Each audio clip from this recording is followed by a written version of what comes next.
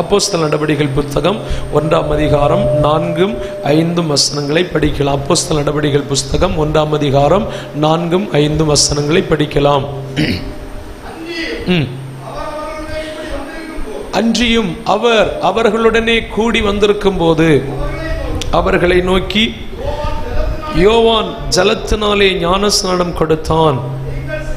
நீங்கள் சில நாளைக்குள்ளே பரிசுத்த ஆவியினாலே ஞானஸ்நானம் பெறுவீர்கள். ஆகையால் எருசலேமை விட்டு போகாமல் என்னிடத்தில் கேள்விப்பட்ட பிதாவின் வாக்குத்தத்தம் நிறைவேற காத்திருங்கள் என்று கட்டளையிட்டார். ஒரு அல்லேலூயா சொல்லும். அல்லேலூயா. ஆண்டவருடைய மக்களுக்காக ஆண்டவர் தாராளமான ஏராளமான ஆசீர்வாதங்களை வேத புஸ்தகத்தில் வைத்திருக்கிறார். அதை ரெண்டாக நம்ம பிரிக்கலாம். 1 ஆவிக்குரிய ஆசீர்வாதம், 2 இந்த இகலோகத்திற்கு நமக்கு தேவைக்கு வாழ்வதற்கு தக்கதான ஆசீர்வாதங்கள். ஆமேன். அதைத்தான் இரட்டிப்பான நன்மை என்று ஆண்டவர் சொல்லியிருக்கிறார். அப்படி ஆண்டவர் வைத்திருக்கிறார். ஆண்டவர் அப்படி இந்த பூமியிலே ஒரு மனிதன் செம்மையாக, நீதியாக, நியாயமாக, நேர்மையாக, பரிசுத்தமாக, கர்த்தருக்கு பிரியமாய் வாழ்வதற்கு ஆண்டவர் ஆமென் எல்லா விதமான சகல சம்பூரணமான நன்மைகளையும் கர்த்தர் தந்திருக்கிறார். அதில் மிகவும் மிகவும் முக்கியமான ஒரு ஆசீர்வாதமாக்கும் அவருடைய ஆவி தம்மிடத்தில் வேண்டிக் கொள்ளுகிறவர்களுக்கு பரிசுத்த ஆவியை அருளாதிருப்பது எப்படி? அப்படி என்று அதிகமாக கர்த்தருடைய பிள்ளைகள் ஜபிக்க ஜபிக்க ஜபிக்க நம்ம ஜபிக்கிற காரியத்தை ஆண்டவர் நமக்கு நிறைவேற்றுகிறாரா இல்லையா? ஆனா ஒன்ன கர்த்தர் தருவார், அவர்களை பலப்படுத்தவும், திடப்படுத்தவும், ஆசுவாசப்படுத்தவும், ஆறுதல் படுத்தவும், தைரியப்படுத்தவும், அரவணைக்கவும், பாதுகாக்கவும் எல்லாம் தேவையான ஆவியானவரை தருவார் என்பதில் எந்த சந்தேகமும் இல்லை. அல்லேலூயா. ஆமென். நம்ம கேட்கிறது ஒரு காரியத்துக்கா இருக்கலாம், ஆனால் வேண்டிக் கொள்ளுகிறவர்களுக்கு அவர் என்னத்தை தந்து உதவி செய்வாராம்? பரிசுத்த ஆவியை தந்து உதவி செய்வார். அல்லேலூயா.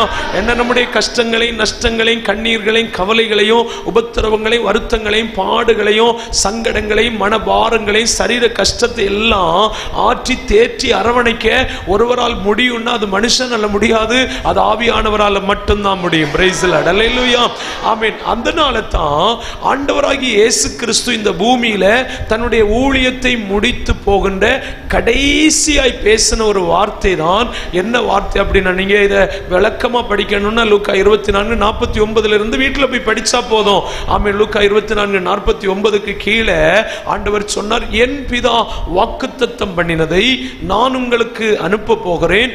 நீங்களோ உன்னதத்திலிருந்து வரும் பலனால் தரிப்பிக்கப்படுகிறது வரைக்கும் எருசலேம் நகரத்தில் காத்திருங்கள் என்று அவர்களை சொல்லிக்கொண்டு பெத்தானியா வரைக்கும் அழைத்து கொண்டு போய் 2 கைகள் அப்படியே மேல உயர்த்தி அவர்களை ஆசீர்வதித்துக் கொண்டிருக்கும் போது அப்படியே எடுக்கப்பட்டார். அப்போஸ்தலர் நடவடிக்கைகள் 1ஆம் அதிகாரம் 9 - 11 வரைக்கும் அந்த வார்த்தைகளை இங்கே படிக்க முடிகிறது. ஒரு அல்லேலூயா சொல்லும். அல்லேலூயா.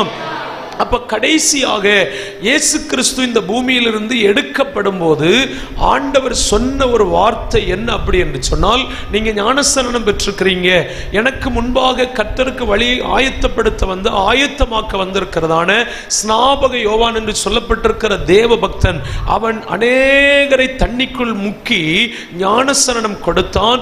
ஆமீன். அந்த ஞானஸ்நானத்தை போல நீங்கள் சில நாளுக்குள்ள யாரால் ஞானஸ்நானம் பண்ணப்பட போறீங்க? பரிசுத்த ஆவியினால ஞானஸ்நானம் பண்ணப்பட போறீங்க. அப்ப பரிசுத்த ஆவியின் அபிஷேகம், பரிசுத்த ஆவியின் அந்த அனுபவத்தை பெற்றுக்கொள்ளுகிறது அப்படி என்பதை ஒரு ஞானஸ்நானம் என்று ஏன் ஒப்பிடப்பட்டிருக்கிறது என்றால், பரிசுத்த ஆவியை குறித்து நம்ம படிக்கிறது அது ஆழமான பகுதி.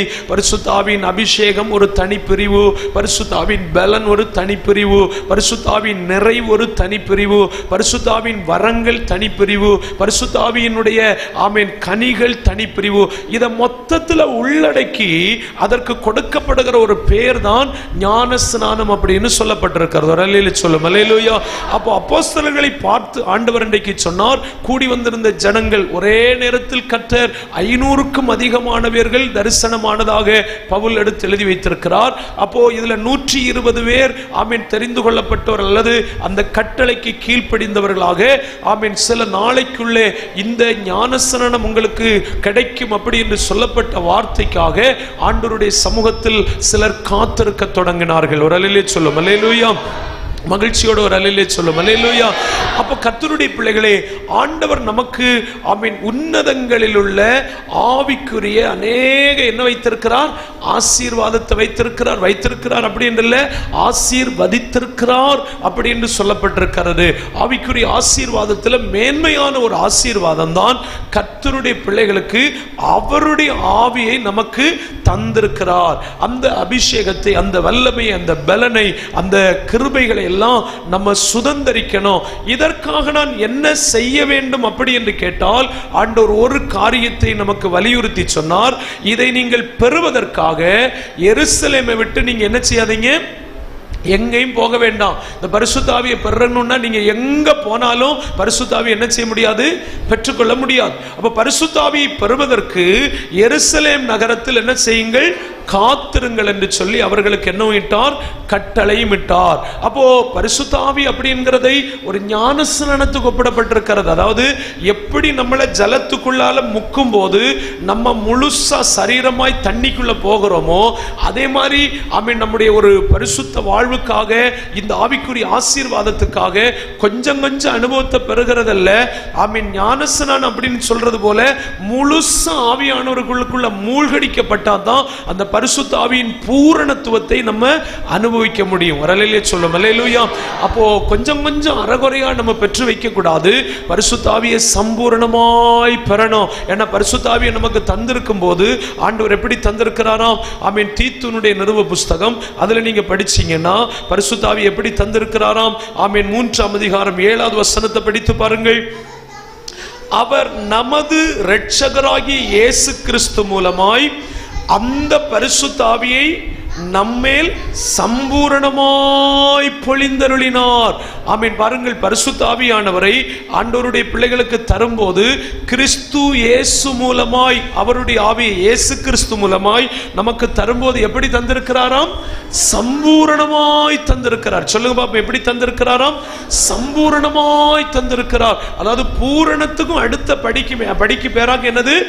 சம்பூரணம். முழுமைக்கும் மேல பூரணம், சம்பூரணம், அப்படி பரிபூரணம், இப்படி நல்லா சொல்றோம் இல்லையா? சம்பூரணமாய் அந்த ஆவியை பொழிந்தருளி இருக்கிறார். ஒரு அல்லேலூயா சொல்லும். அல்லேலூயா. அப்ப இன்றைக்கும் சபை ஆண்டவருடைய பிள்ளைகள் இயேசுவின் இரத்தத்தால் மீட்கப்பட்டு சபைக்குள் கொண்டு வரப்பட்டிருக்கிற தேவ பிள்ளைகளுக்கு ஆண்டவர் மகா ஆசீர்வாதங்கள் எல்லாம் வைத்திருக்கிறார். அந்த ஆசீர்வாதத்தில் ஒரு மகா முக்கியமான ஆசீர்வாதமாக்கும் பரிசுத்த ஆவி. அந்த பரிசுத்த ஆவியை எப்படி பெறணும் அப்படின்னு சொன்னால், ஒரு ஞானஸ்நானத்துக்குள்ள நம்ம போகிறது போல, தண்ணிக்குள்ள மூழ்கிறது போல முழுவதுமாய் அவன் உள்ள இருக்கணும். அவனை மொத்தமும் கண்ட்ரோல் பண்றது யாரா இருக்கணும்? கர்த்தருடைய ஆவியா இருக்கணும். சோதர அல்லேலூயா. அப்படிப்பட்ட ஒரு ஆவியை நான் பெறணும்னு விரும்புகிறவங்க எல்லாரும் ஒரு அல்லேலூயா சொல்லுங்க. சோத்திரம். அதை பெறணும்னா ஒரு காரியத்தை வலியுறுத்தி இருக்கிறது அல்லவா? ஆண்டவர் சொன்னார், அதற்காக நீங்கள் என்ன செய்யுங்கள்? காத்திருங்கள். அப்ப காத்திருங்கள் அப்படின்னு சொல்லும் போது உங்களுக்கு ஒருவேளை புரிவதற்கு கஷ்டமாய் சிரமமா இருக்கும்னா 5 காரியத்தை அதற்காக சொல்லுகிறேன். காத்திருப்பதற்கு அடையாளமாக. சரியா? காத்திருங்கள்னா காத்திருங்கள் தான்.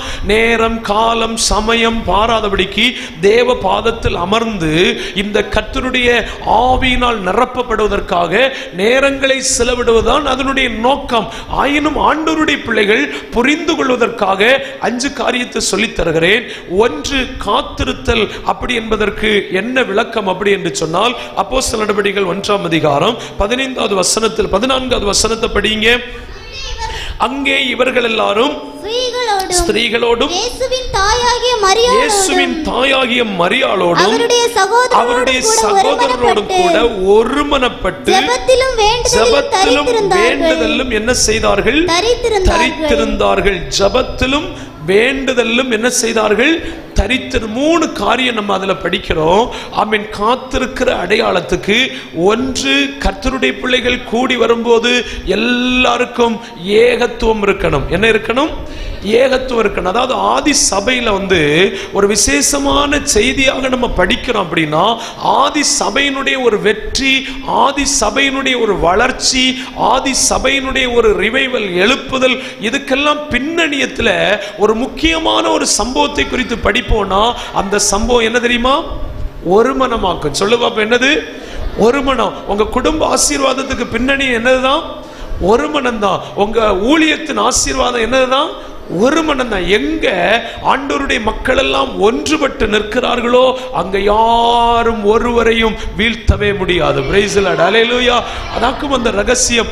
காத்திருக்கும் போது அவர்கள் பாருங்க, அந்த கட்டளையை பெற்றுக்கொண்டு வந்தவர்கள் எல்லாம் அந்த காத்திருப்பதற்கு அடையாளமாக அவர்கள் என்ன செய்ய தொடங்கினார்கள்? ஒருமனப்பட ஆரம்பிச்சாங்க. இப்ப பாருங்க, அப்போஸ்தலர் நடபடிகள் புஸ்தகம் அதனுடைய 2ஆம் அதிகாரத்தில் நீங்கள் திருப்புவீங்கன்னா 2ஆம் அதிகாரம் 41 வாசிங்க.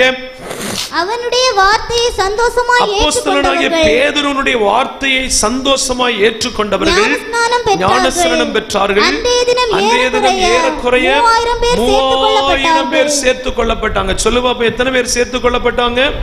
3000 பேர் சேர்த்து கொள்ளப்பட்டாங்க.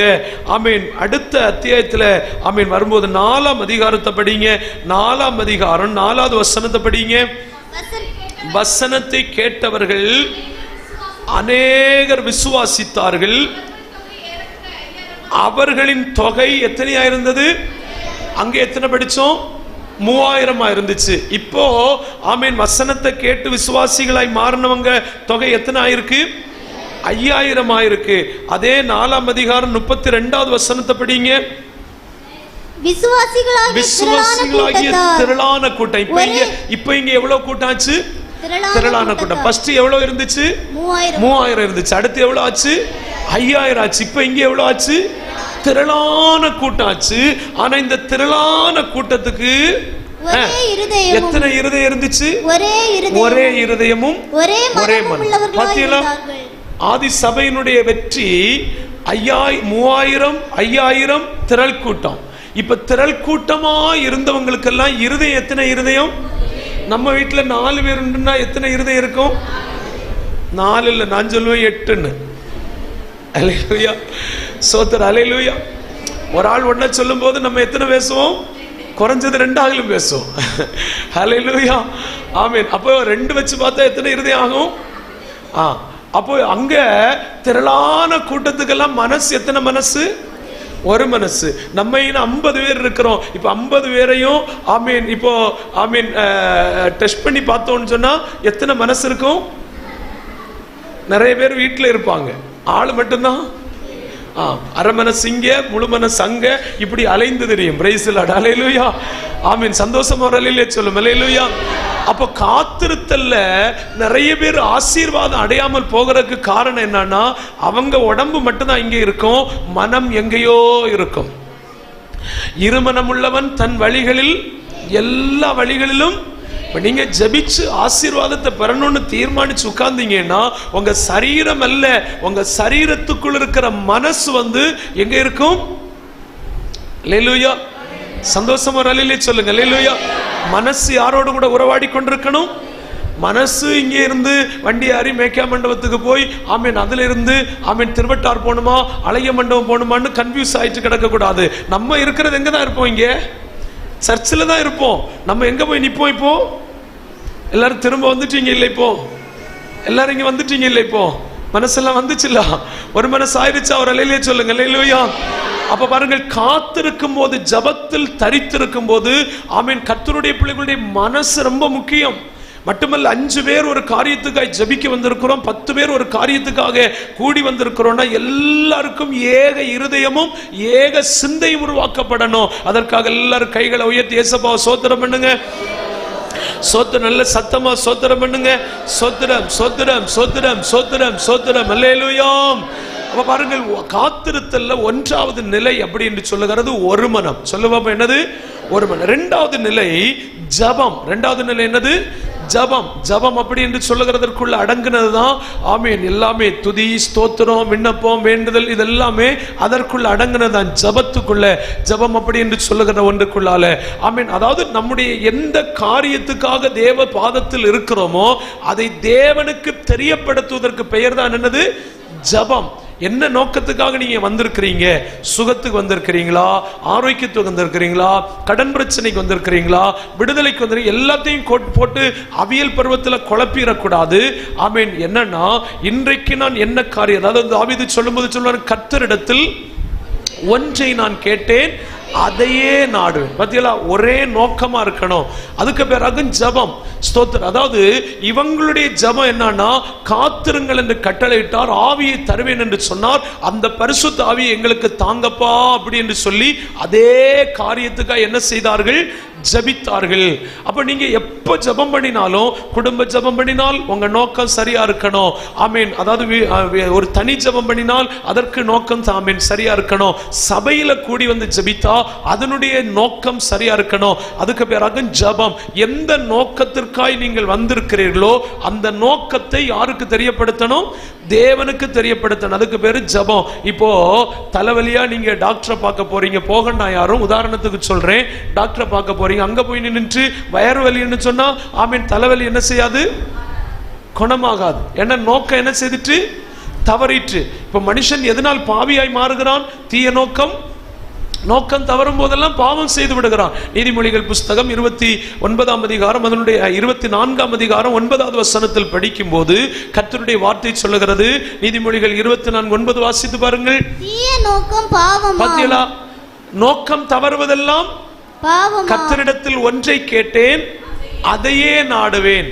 அப்ப லட்சியம் தவறுவது பாவத்துக்கு மூலபதத்தில் இப்படிதான் சொல்லி இருக்கிறாங்க. ஹமார்ட்ரியா என்கிற ஒரு வார்த்தை. ஹமார்ட்ரியா என்று சொன்னால் குறி தவறுவது. அப்படி நிறைய பேர் ஜபத்திலே என்ன பண்ணி இருக்கிறாங்களா? பாவம் பண்ணி இருக்கிறாங்களா? ஜபம் பண்ணியே பாவம் பண்ணி இருக்கிறாங்களா? 109ஆம் சங்கீதம் அதனுடைய 7வது வசனத்தை படிச்சு பாருங்க. 109ஆம் சங்கீதம் 7வது வசனத்தை படிக்கும் போது, அவன் நியாயம் விசாரிக்கப்படும் போது குற்றவாளியாக கடவன். அவன் ஜபம் என்னதா இருக்கட்டும். இது எப்படி பாவமாச்சு? அதான் அங்க என்ன வந்துச்சு? ஹமார்ட்டியா வந்துச்சு. என்ன வந்துச்சு?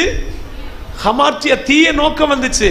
நீங்க ஆராதனைக்கு வந்திருக்கிறீங்க, உங்க மனசும் இருதயமும் சரீரமும் எல்லாம் இங்க இருக்கும் போது தானே நீங்க இங்கிருந்து எழும்பி, ஐயோ வீடு பூட்டிட்டனோ தெரியல, ஆடை சரியா கட்டி போட்டனோ தெரியல, கேஸ் ஆஃப் பண்ணனோ இல்லையே தெரியல, சாவிய பேக்ல வச்சிருக்கிறனா ஆமீன் வீட்டுல வச்சுட்டு வந்தனா, இப்படி லட்சியம் தவறுச்சுன்னா, நோக்கம் தவறும் போது யாராய் மாறிவிடுகிறான் மனுஷன்?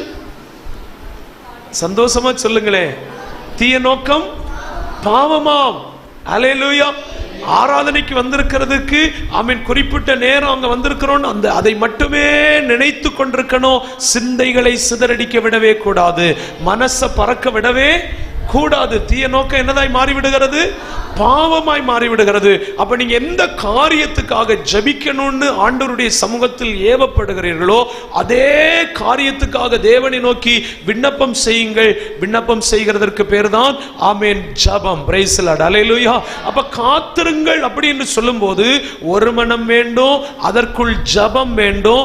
ஆமென். மூன்றாவது, எந்த காரியம் இருக்கிறது அதை குறித்த விண்ணப்பங்கள், அந்த காரியத்தை மட்டுமே நீங்கள் ஜபத்தில் தேவனுக்கு என்ன செய்யுங்கள்? தெரியப்படுத்துங்கள். அதை ஜபம் என்றே சொல்லலாம். 3 காத்திருத்தல் என்ன சொல்லணும், என்ன இருக்கணும் தெரியுமா? அப்போஸ்தலர் நடவடிக்கைகள் புத்தகம் 2ஆம் அதிகாரம் 46:7 வாசிங்க. அவர்கள் ஒருமனப்பட்டவர்களாய் தேவாலயத்தில் அனுதினமும் தரித்திருந்து வீடுகள் தோறும் அப்பம் பிட்டு மகிழ்ச்சியோடும் கபடமில்லாத இருதயத்தோடும் போஜனம் பண்ணி தேவனை துதித்து ஜனங்கள் எல்லாரிடத்திலும் அனுதினமும் காத்திருக்கிறது. அப்படி நீண்ட நேரம் தேவ சமூகத்தில் செலவிடுகிறதற்கு இதிலிருந்து ஒரு வார்த்தையை எடுத்துக்கொள்ளலாம், துதித்தல். சொல்லு பாப்பா, என்னது? துதித்தல். அப்போ ஒரு மனம், ஜபம், மூன்றாவது என்ன இருக்கணும்? துதித்தல். இப்ப நீங்க இந்த காரியங்களை நாங்க உங்களுக்கு சொல்லி தருகிற இந்த காரியத்தை மட்டும் நீங்க செஞ்சீங்கன்னா எவ்வளவு நேரம் வேணாலும் தேவ சமூகத்தில் என்ன செய்யலாம்? உங்களுக்கு காத்திருக்கலாம். Price the lord. அல்லேலூயா. மனதை ஒருமுகப்படுத்தணும். ஆமென். நீங்க எந்த நோக்கத்துக்கு வந்திருக்கிறீங்களோ அதை மட்டுமே தேவனுக்கு என்ன செய்யணும்? தெரியப்படுத்தி கொண்டே இருக்கணும். மூன்றாவது, உங்க நாவு எப்பவும் தேவன் என்ன செய்யணும்? துதித்து கொண்டே இருக்கணும். உதடுகளின் கனியாகிய ஸ்தோத்திர பலியினால் அவர் நாமத்தை எப்போது என்ன செய்யுங்கள்? ஸ்தோத்திர பலியினால் துதித்து கொண்டே இருக்கணும். ஆமீன். அவரை எப்பவும் தேவனுடைய நாமத்தை சொல்லி ஆமீன் துதித்து கொண்டே இருக்கணும். அப்ப பாருங்கள், அனுதினமும் அவங்க தரித்திருந்து அவங்க செய்த பல காரியங்கள் இருந்தாலும் ஒரு முக்கியமான காரியம் இருக்கிறது. தேவன் என்ன செய்து கொண்டிருந்தார்கள்? துதிச்சாங்க. அல்லேலூயா சொல்லுங்க. அல்லேலூயா. எப்பவும் நம்முடைய உதடுகள் அந்த உதடுகளின் அவருடைய நாமத்தை துதிக்கும் உதடுகளின் கனியாகிய ஸ்தோத்திர பலி எப்பவும் ஸ்தோத்திரம் பண்ணிட்டே இருக்கணும். சரியா? சபையில் எப்போ என்ன செய்துட்டு இருக்கணும்? போகும்போது என்ன செய்துட்டு இருக்கணும்? வரும்போது என்ன செய்துட்டு இருக்கணும்? கடுவு தாளிக்கும் போது என்ன வரணும்? அரிசி அளக்கும் போது என்ன வரணும்? மீன் கழுவும் போது என்ன வரணும்? எப்பவும் தேவனை கொஞ்ச நேரம் கர்த்தரை ஸ்தோத்திரம் பண்ணி பாருங்க.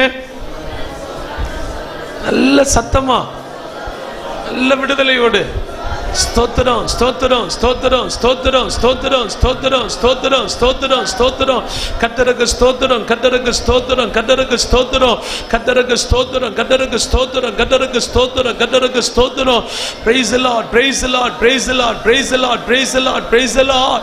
ஸ்தோத்தரிப்பேன் ஸ்தோத்தரிப்பேன் இயேசு தேவனை, ஸ்தோத்தரிப்பேன் ஸ்தோத்தரிப்பேன் இயேசு தேவனை, எங்கள் ஜீவனுள்ள நாட்களெல்லாம் ஸ்தோத்தரிப்பேன் நான், எங்கள் ஜீவனுள்ள நாட்களெல்லாம். நல்ல விசுவாசத்தோடு கைதட்டி பாடுவோம். ஸ்தோத்தரிப்பேன் ஸ்தோத்தரிப்பேன் இயேசு தேவனை, ஓ ஸ்தோத்தரிப்பேன் ஸ்தோத்தரிப்பேன் எங்கள் ஜீவனுள்ள நாட்களெல்லாம் ஸ்தோத்தரிப்பேன் நான், எங்கள் ஜீவனுள்ள நாட்களெல்லாம் ஸ்தோத்தரிப்பேன் நான். நாளை தினம் ஊனுடைக்காய் என் சிந்தைகளை, நாளை தினம் ஊனுடைக்காய் என் சிந்தைகளை, ஓ கவலையற்றதாக்கினதா ஸ்தோத்தரிப்பேன் நான், ஓ கவலையற்றதாக்கினதா ஸ்தோத்தரிப்பேன் நான். ஆகாயத்து பட்சிகளை போஷிக்கும் தேவன், ஆகாயத்து தினமும் என்னை போஷிப்பதா ஸ்தோத்திர. கைதட்டி சொல்லுவோம் ஆமென். தினமும் என்னை போஷிப்பதா ஸ்தோத்தரிப்பேன் நான். பாவக்கரை நீங்க என்னை முற்றிலுமாக, பாவக்கரை உங்க சுத்தமுள்ள இரத்தத்துக்குள் தோய்த்ததினாலே, உங்க சுத்தமுள்ள, ஓ ஸ்தோத்தரிப்பேன் ஸ்தோத்தரிப்பேன் இயேசு, ஓ ஸ்தோத்தரிப்பேன் ஸ்தோத்தரிப்பேன் இயேசு தேவனை, எங்கள் ஜீவனுள்ள நாட்களெல்லாம் ஸ்தோத்தரிப்பேன் நான், எங்கள் ஜீவனுள்ள நாட்களெல்லாம் ஸ்தோத்தரிப்பேன் நான், எங்கள் ஜீவனுள்ள நாட்களெல்லாம் ஸ்தோத்தரிப்பேன் நான், எங்கள் ஜீவனுள்ள. கேளுங்க ஆண்டவரே, எப்பவும் உம்மை துதித்துக் கொண்டிருக்கும் எங்கள் ஜீவனுள்ள நாட்களெல்லாம் சுரவரக சங்கர, எங்கள் ஜீவனுள்ள நாட்களெல்லாம் உடவரக சங்கரக, எங்கள் ஜீவனுள்ள நாட்களெல்லாம் ஸ்தோத்தரிப்பேன் நான், எங்கள் ஜீவனுள்ள நாட்களெல்லாம் சுடவரகதலோ, எங்கள் ஜீவனுள்ள நாட்களெல்லாம் ஸ்தோத்தரிப்பேன் நான், எங்கள் ஜீவனுள்ள. நல்ல கைகளை தட்டி ஆவியில நிரம்பி கேளுங்கப்பா. இடைவிடாம துதிக்கத்தக்கதாக, இடைவிடாம ஸ்தோத்தரிக்கத்தக்கதாக, எப்பொழுதும் போகும்போதும் வரும்போதும் இருக்கும் போதும் உட்காரும் போதும் எழும்பும் போதும் எப்பவும் ஸ்தோத்திரம் ஸ்தோத்திரம் ஸ்தோத்திரம். ஒரு ஸ்தோத்திர ஜப வல்லமை, ஒரு துதியின் ஆவி அவருடைய உதடுகளின் கனியாகிய ஸ்தோத்திர பலியை அவர் நாமத்து நிமித்தமாய் எப்பொழுதும் எப்பொழுதும் அவருக்கு நாம் செலுத்தி கொண்டிருக்கத்தக்கதாக அந்த துதியின் ஆயுதத்தை, அந்த துதியின் ஆயுதத்தை, துதியின் ஆயுதத்தை எப்போது எப்போது எப்போது எப்போதும் praise the Lord praise the Lord praise the Lord praise the Lord praise the Lord. ஷடபரபரபக துடபரபரகட்டினா அந்த ரபலகதர கடரகதனா. ஒரு துதியின் ஆவி, ஒரு துதியின் ஆவி, ஒரு துதியின் ஆவி, ஒரு துதியின் ஆவி. கர்த்தருடைய பிள்ளைகள் எப்பொழுதும் எப்பொழுதும் எப்பொழுதும் எப்பொழுதும் கர்த்தரை துதித்துக் கொண்டிருக்கத்தக்கதாக, கர்த்தரை துதிக்கத்தக்கதாக, கர்த்தருடைய ஆலய பிரகாரங்களில் நிற்கிற கர்த்தருடைய ஊழியர்களே கர்த்தரை ஸ்தோத்திரியுங்கள். நல்ல வாய்களை திறந்து ஒரு நிமிஷம் கைகளை தட்டி ஆண்டவரே எப்போதும் துதிக்க கர்த்தர் கிருபை தாரும். Praise the Lord praise the Lord praise the Lord praise the Lord praise the Lord praise the Lord praise the Lord. Amen hallelujah. அப்ப காத்திருத்தல், நீண்ட நேரம் காத்திருத்தல் அப்படி என்பதற்கு மூன்றாவது எதை சேர்த்துக் கொள்ளலாம்? துதியை சேர்த்து கொள்ளலாம். எப்பவும் ஆமென். எபிரேயர் 13:15 நம்ம அந்த வசனத்தை படிக்கிறோம். அவருடைய நாமத்தை துதிக்கும் உதடுகளின் கனியாகிய ஸ்தோத்திர பலியை அவர் மூலமா எப்பொழுதும் தேவனுக்கு எப்பொழுதும் செலுத்திட்டே இருக்கணுமா. தேவனுக்கு எப்பொழுதும் செய்ய வேண்டிய காரியம் பைபிள்ல எழுதப்பட்டிருக்கிறது. சரியா? எப்பவும் செய்து கொண்டே இருக்க வேண்டிய காரியம். அதுல எப்பவும் செய்து கொண்டிருக்க வேண்டிய ஒரு காரியமாக என்னது? எல்லாரும் ஸ்டாப் பண்ணிட்டீங்க. இப்பதான் சொன்னேன் எப்பவும் செய்துட்டே இருக்கணும், நாவல சோத்திரம் இருக்கணும். அதுக்கு முன்னாடி நம்ம எல்லாரும் மறந்துட்டோம். Praise the lord. Hallelujah. Amen. எப்பவும் ஸ்தோத்திரம் பண்ணிட்டு இருந்து பாருங்க, உங்களை போக்கிலும் பாக்கியவான்கள் உலகத்துல யாரும் இருக்காது. ஹல்லேலூயா. சரி, ஆண்டவருக்கு மகிமை உண்டு. நாலாவது காத்திருத்தல் அப்படி என்றால் எதை கூட அதனோடு கூட சேர்த்து கொள்ளலாம் தெரியுமா? அப்போஸ்தலர் நடபடிகள் புஸ்தகம் அதனுடைய 13ஆம் அதிகாரம் அதனுடைய ஸ்தோத்திரம் 1-2 வசனத்தை படிங்க. அந்தியோகியா பட்டணத்தில் உள்ள சபையிலே பர்னபாவும் நீகர் எனப்பட்ட சிமியோனும் சிரேனே ஊரானாகிய லூகியும் காற்பங்கு தேசாதிபதியாகிய ஏரோதுடனே கூட வளர்க்கப்பட்ட மனாயினும் சவுலும் தீர்க்கதரிசிகளாயும் போதகர்களாயும் இருந்தார்கள். அவர்கள் கர்த்தருக்கு ஆராதனை செய்து உபவாசித்துக் கொண்டிருந்த போது பர்னபாவையும் சவுலையும் நான் அழைத்த ஊழியத்துக்காக அவர்களை பிரித்து விடுங்கள் என்று பரிசுத்த ஆவி திருவிழம் பெற்றதுடன். அப்போ இங்க 2 காரியம் சொல்லப்பட்டிருக்கிறது. காத்திருங்கள் அப்படி என்று கட்டளையிட்டார். பரிசுத்த ஆவியை பெறுவதற்கு என்ன செய்யுங்கள்? காத்திருங்கள். அப்ப எப்படி நான் காத்திருந்து அதை பூரணமாக அந்த சம்பூரணமாக எனக்கு சொந்தப்படுத்துவது என்றால் அந்த காத்திருப்பதில் அடையாளத்தையாக சொல்றேன். ஒன்று, காத்திருத்தல் என்றால் நாமும் நம்முடைய இருதயமும் நம்முடைய மனமும் எல்லாம் தேவனோடும் இங்க கூடி வந்திருக்கிற எல்லாரும் என்ன செய்யணும்? ஒரு மனமா இருக்கணும். 2, ஆமென், காத்திருத்தல் அப்படி என்று சொல்லுகிறதுல ஜபமும் வேண்டுதலும் உள்ளடங்கி இருக்கணும். என்னது இருக்கணும்? எந்த நோக்கத்துக்காய் வந்திருக்கிறோம் அந்த நோக்கத்தை யாருக்கு சொல்லணும்? தேவனுக்கு தெரியப்படுத்தணும். அதற்கு பேராகும் ஜபம். 3, காத்திருத்தல் அப்படி என்று சொல்வதற்கு எப்பவும் என்ன வந்துட்டே இருக்கணும்? ஸ்தோத்திரம் செலுத்தி கொண்டே இருக்கணும். ஒரு காரியத்தை நீங்க ஜெபம் பண்ணி விண்ணப்பம் பண்ணி தெரியப்படுத்தும் போதும் ஆண்டவருடைய சமூகத்தில் எதனால் நிரம்பிக் கொண்டிருக்கணும்? ஸ்தோத்திர பலி. அது எதற்கு அடையாளம்? துதித்தலுக்கு அடையாளம். என்னத்துக்கு அடையாளம்? துதித்தலுக்கு அடையாளம். 4, என்ன செய்யணும் அப்படின்னு சொன்னா ஆராதனை செய்யணும். என்ன செய்யணும்? ஆராதனை செய்யணும். காத்திருக்கும் போது என்ன செய்யணும்? காத்திருத்தல் அப்படி என்றால் ஆராதனை அதற்குள்ள கொண்டு வரணும். ஆராதனை என்பதற்கு நிறைய நோக்கங்கள் இருக்கிறது. அதில் ஒரு நோக்கமாக ரோமர் நிருப புத்தகம் 12ஆம் அதிகாரம் 1-2 வசனங்கள் சொல்லப்பட்டிருக்கு. அப்படி இருக்க சகோதரரே, நீங்கள் உங்கள் சரீரங்களை பரிசுத்தமும் தேவனுக்கு பிரியமான ஒரு ஜீவ பலியாக ஒப்பு கொடுக்க வேண்டும் என்று தேவனுடைய இரக்கங்களை முன்னிட்டு உங்களை வேண்டிக் கொள்ளுகிறேன். இதுவே நீங்கள் செய்யத்தக்க புத்தியுள்ள ஆராதனை. அல்லேலூயா. ஆமென். பாவம் இல்லாம தன்னை பரிசுத்தம் பண்ணிக்கொண்டு பரிசுத்தத்தோடு தெய்வத்துக்கு நம்மை அர்ப்பணிக்கின்ற ஒன்றுக்கு பேராக்கு என்னது? ஆராதனை. சோத்திரம். அல்லேலூயா. அதுக்கு பேரு தான் புத்தியுள்ள ஆராதனை. மற்றது ஆமென், நிறைய ஆராதனைகள் இன்றைக்கு இருக்கிறது.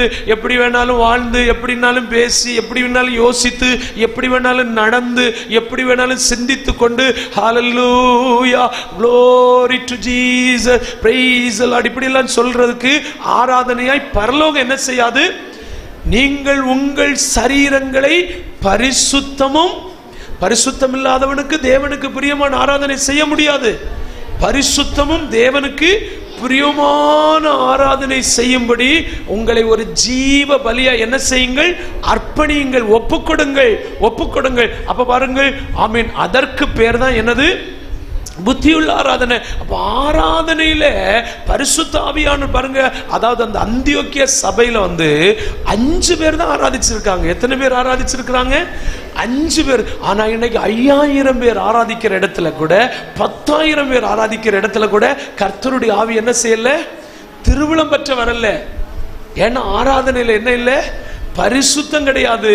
பரிசுத்தம் இல்லாத இடத்துல பரிசுத்த ஆவியானவரும் கிடையாது. அங்கேயே கோபப்படுறாங்க, அங்கேயே மூர்க்கப்படுறாங்க, அங்கேயே பிரிவினை, அங்கேயே சண்டை, அங்கேயே கோபம், அங்கேயே வைராக்கியம், அங்கேயே அசுச்சியான காரியங்கள் இருக்கிற எந்த இடத்திலும் யார் இல்லை? ஆவியானவருக்கு திருவிழம் பெற்ற முடியாது. ஸ்தோத்திரம், அல்லேலூயா. ஆராதனை என்றால் முக்கியமான ஒரு நோக்கம் என்ன தெரியுமா? பரிசுத்தமாகுதலாக்கும், அல்லது பரிசுத்தமாக தெய்வத்துக்கு தன்னை என்ன செய்தல்?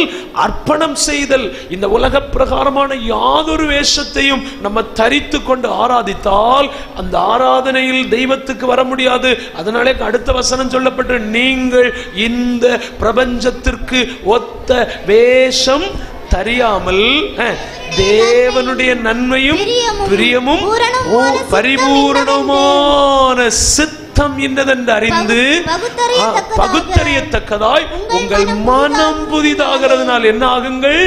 அப்ப ஆராதனைக்கு வரும்போதே நம்ம ஒரு என்ன சொல்லலாம், ஒரு ரூபாந்தரம் பிராபிக்கணும். அப்படி அதாவது ஒரு மறுரூப சாயலை உடையவர்களாகத்தான் வரணும். பாவம், அக்கிரமம், அநியாயம், அசுத்தம், உலக வேஷம், உலக சிந்தை, உலக காரியங்கள், உலகத்துக்குரிய எல்லாவற்றையும் களைந்து விட்டு தெய்வ சமூகத்தில் ஒரு ஜீவனுள்ள பலியாய் அர்ப்பணிக்கணும். அல்லேலூயா. அதாவது ஆராதனைக்கு அடையாளமாக பழைய ஏற்பாட்டில் பலி செலுத்துதல். அந்த பலி செலுத்தும் போது அந்த மிருகம் ஊனம் இல்லாததா இருக்கணும். அதில் யாதொரு ஊனமோ குறைபாடுகளோ இருக்கக்கூடாது. அது ஆசாரிய நல்லா சோதிச்சு பார்ப்பான். கண் ஊனம் இருக்கா, கால் ஊனம் இருக்கா, நொண்டியா இருக்கா, நசல் கொண்டதா இருக்கா. எதுவும் இல்லைன்னா அந்த மிருகத்துக்கு மேல கையை வைப்பான். கையை வைத்து அதை ஜோம் பண்ணதும் அந்த மிருகம் கொண்டு போய் அது கொல்லப்படும். கொல்லப்படும் போது அந்த ரத்தத்தை எடுத்து அப்படியே ஒரு கூட்டம் அப்படியே அந்த ரத்தத்தை பரிசுத்த ஸ்தலத்தில் இருக்கிற பனிமுட்டுகளில் தளித்து பாவ நிவர்த்தி செய்ய போகும்போது இங்கே மற்ற லேவியர்கள் அதை படபடா தோலை உரிப்பாங்க. தோல் உரிக்கும் போது அது பாருங்கள், எல்லா அதனுடைய ரோமங்களும் மாற்றப்பட்டு அசுசிகளும் அழுக்குகளும் அத்தனை நாளும் அதுக்கு உடம்புல டச் ஆனதெல்லாம் உரிந்தெடுக்கப்பட்டு நல்ல ஃப்ரெஷ் மாம்சமா மாறும். அப்பவும் ரூபம் கண்டுபிடிக்கலாம், அடையாளம் கண்டுபிடிக்கலாம். கண்ணுக்குட்டியா, ஆட்டுக்கடாவா, மாடா, அப்படின்னு என்ன பலி செலுது. அதை உடனே என்ன செய்வாங்க தெரியுமா? சந்து சந்தாக வெட்டுவாங்க. சந்து சந்தா வெட்டி உரு தெரியாத அளவுக்கு மாற்றி அப்படியே பலிபீடத்தில் கொண்டு வந்து இங்க தீ வைக்கும் போது அங்க ஆசாரியன் அந்த ரத்தத்தை அங்க தளிக்கும் போது இங்கே அது எரிந்து சாம்பல் ஆகும் போது இங்கிருந்து எழும்புகிற அந்த புகையை கர்த்தர் முகரும் போதாக்கும் பாவ நிவர்த்திக்காய் காத்திருக்கிறவனுக்கு பாவம் மன்னிக்கப்படும். அப்பொழுதாக்கும் அவனுடைய பலி பரலோகத்தில் அங்கீகரிக்கப்படும். பிரைஸ் தி லார்ட், அல்லேலூயா. அதே போலயாக்கும் அந்த வேஷம், அந்த ரூபம், அந்த நிறம், அந்த பெருமை, அந்த வைராக்கியம் அதெல்லாம் உரித்து எரிந்துபட்டு ஒரு சுத்த மனசோடு கூட மட்டுமல்ல உள்ள வந்ததுக்கு பிறகு சந்து சந்தா வெட்டி அதாவது கைதட்டி ஆவியில நிரம்பி முழங்கால நின்று யுத்தம் பண்ணி அப்படியே வயர்க்க ஆராதிப்பது என்னன்னா உலக வேஷம் அல்ல.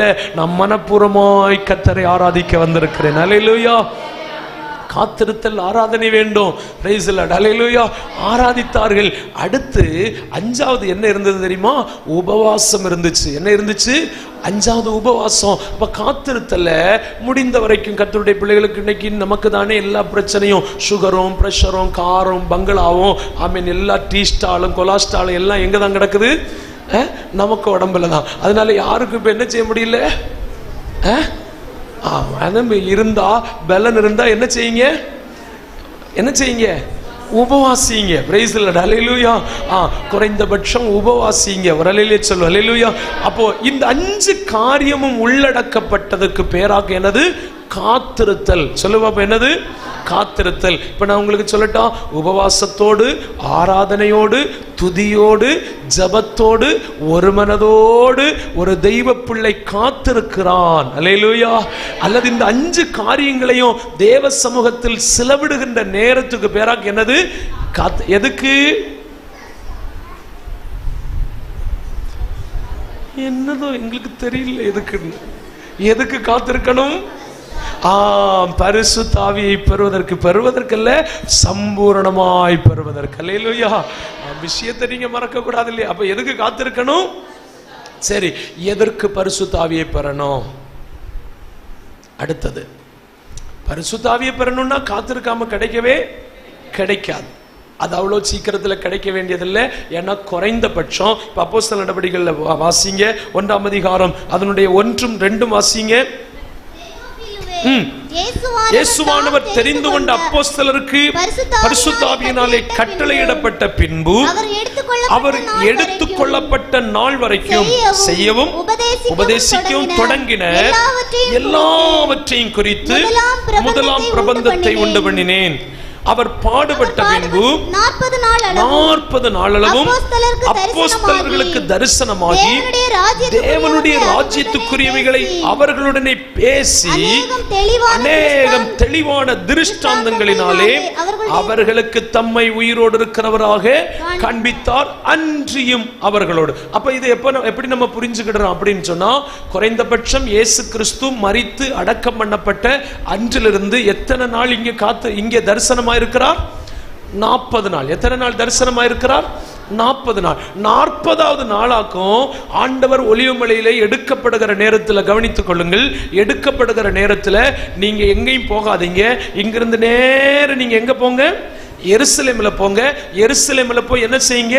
காத்திருங்கள் அப்படின்னு சொல்லி அவர்களுக்கு என்ன செய்தார்? கட்டளையிட்டார். அல்லேலூயா. பாருங்கள், அதாவது பழைய ஏற்பாட்டில் இதற்கு ஒரு தெளிவு கொடுக்கப்பட்டிருக்கிறது. ஒரு தெளிவு கொடுக்கப்பட்டிருக்கிறது. இப்போ உங்களுக்கு சொல்ல நேரம் இல்லை, நீங்க வீட்டில் போய் படிக்கணும். லேவியராகமத்தின் புஸ்தகத்தில் 7 பண்டிகைகள் 23ஆம் அதிகாரத்தில் சொல்லப்பட்டிருக்கும். அதில் ஒரு பண்டிகையாகும் ஸ்தோத்திரம். அதாவது புதிய போஜன பலி, அசைவாட்டும் புதிய போஜன பலி செலுத்துகிற ஒரு நாள். அந்த நாளிலிருந்து மறுநாள் முதற்கொண்டு 7 நாட்கள் என்ன வேண்டும் வேணா நீங்க வசனத்தை கவனிக்கிறதற்காக ஸ்தோத்திரம் கொஞ்சம் அங்க வாங்க, டைம் இல்ல இருந்தாலும் லேவியராகமத்தின் புஸ்தகம் 23ல நீங்க சீக்கிரமாய் வாருங்கள். நீங்கள் புரிந்து கொள்வதற்காக, ஆமீன், அறியாதவர்கள் தெரிந்து கொள்வதற்காக லேவியராகமம் 23ஆம் அதிகாரம் அதனுடைய 15லிருந்து வாசிங்க. நீங்கள் அசைவாட்டும் கதிர்க்கட்டை கொண்டு வரும் ஓய்வு நாளுக்கு மறுநாள் முதற்கொண்டு எண்ண துவங்கி 7 வாரங்கள் நிறைவேறின பின்பு 7ஆம் ஓய்வு நாளுக்கு மறுநாள் ஆகிய 50ஆம் நாள் மட்டும் எண்ணி புதிய போஜன பலி செலுத்தணும். சரி, இவ்வளவு நீங்க மனசுல வச்சுக்கிடுங்க. ஸ்தோத்திரம். பழைய ஏற்பாட்டின் காலத்தில் இருக்கிற பண்டிகைகளில் ஒரு பண்டிகையாக என்னன்னா அப்படின்னா, பஸ்கா முடித்த உடனே அவங்க செய்கிற ஒரு பண்டிகை என்னன்னு சொன்னா, அசைவாட்டும் கதிர்க்கட்டை கொண்டு வருகிற ஓய்வு நாள். சொல்லுவாப்பா, அசைவாட்டும் கதிர்க்கட்டை கொண்டு வருகிற ஓய்வு நாள். அப்ப ஓய்வு நாள்னா என்ன நாள்? இன்னைக்கு தான் ஓய்வு நாள். ஓய்வு நாள் என்ன நாள்? என்னைக்கு தான் ஓய்வு நாள்? இன்னைக்கு என்ன கிழமை? சனிக்கிழமை தானா? சனிக்கிழமைக்கு பேர் தான் என்ன நாள்? ஓய்வு நாள். இஸ்ரவேலர்களுக்கு பிரமாணத்தில் கொடுக்கப்பட்டிருக்கிறது. சோத்திரம். அல்லேலூயா.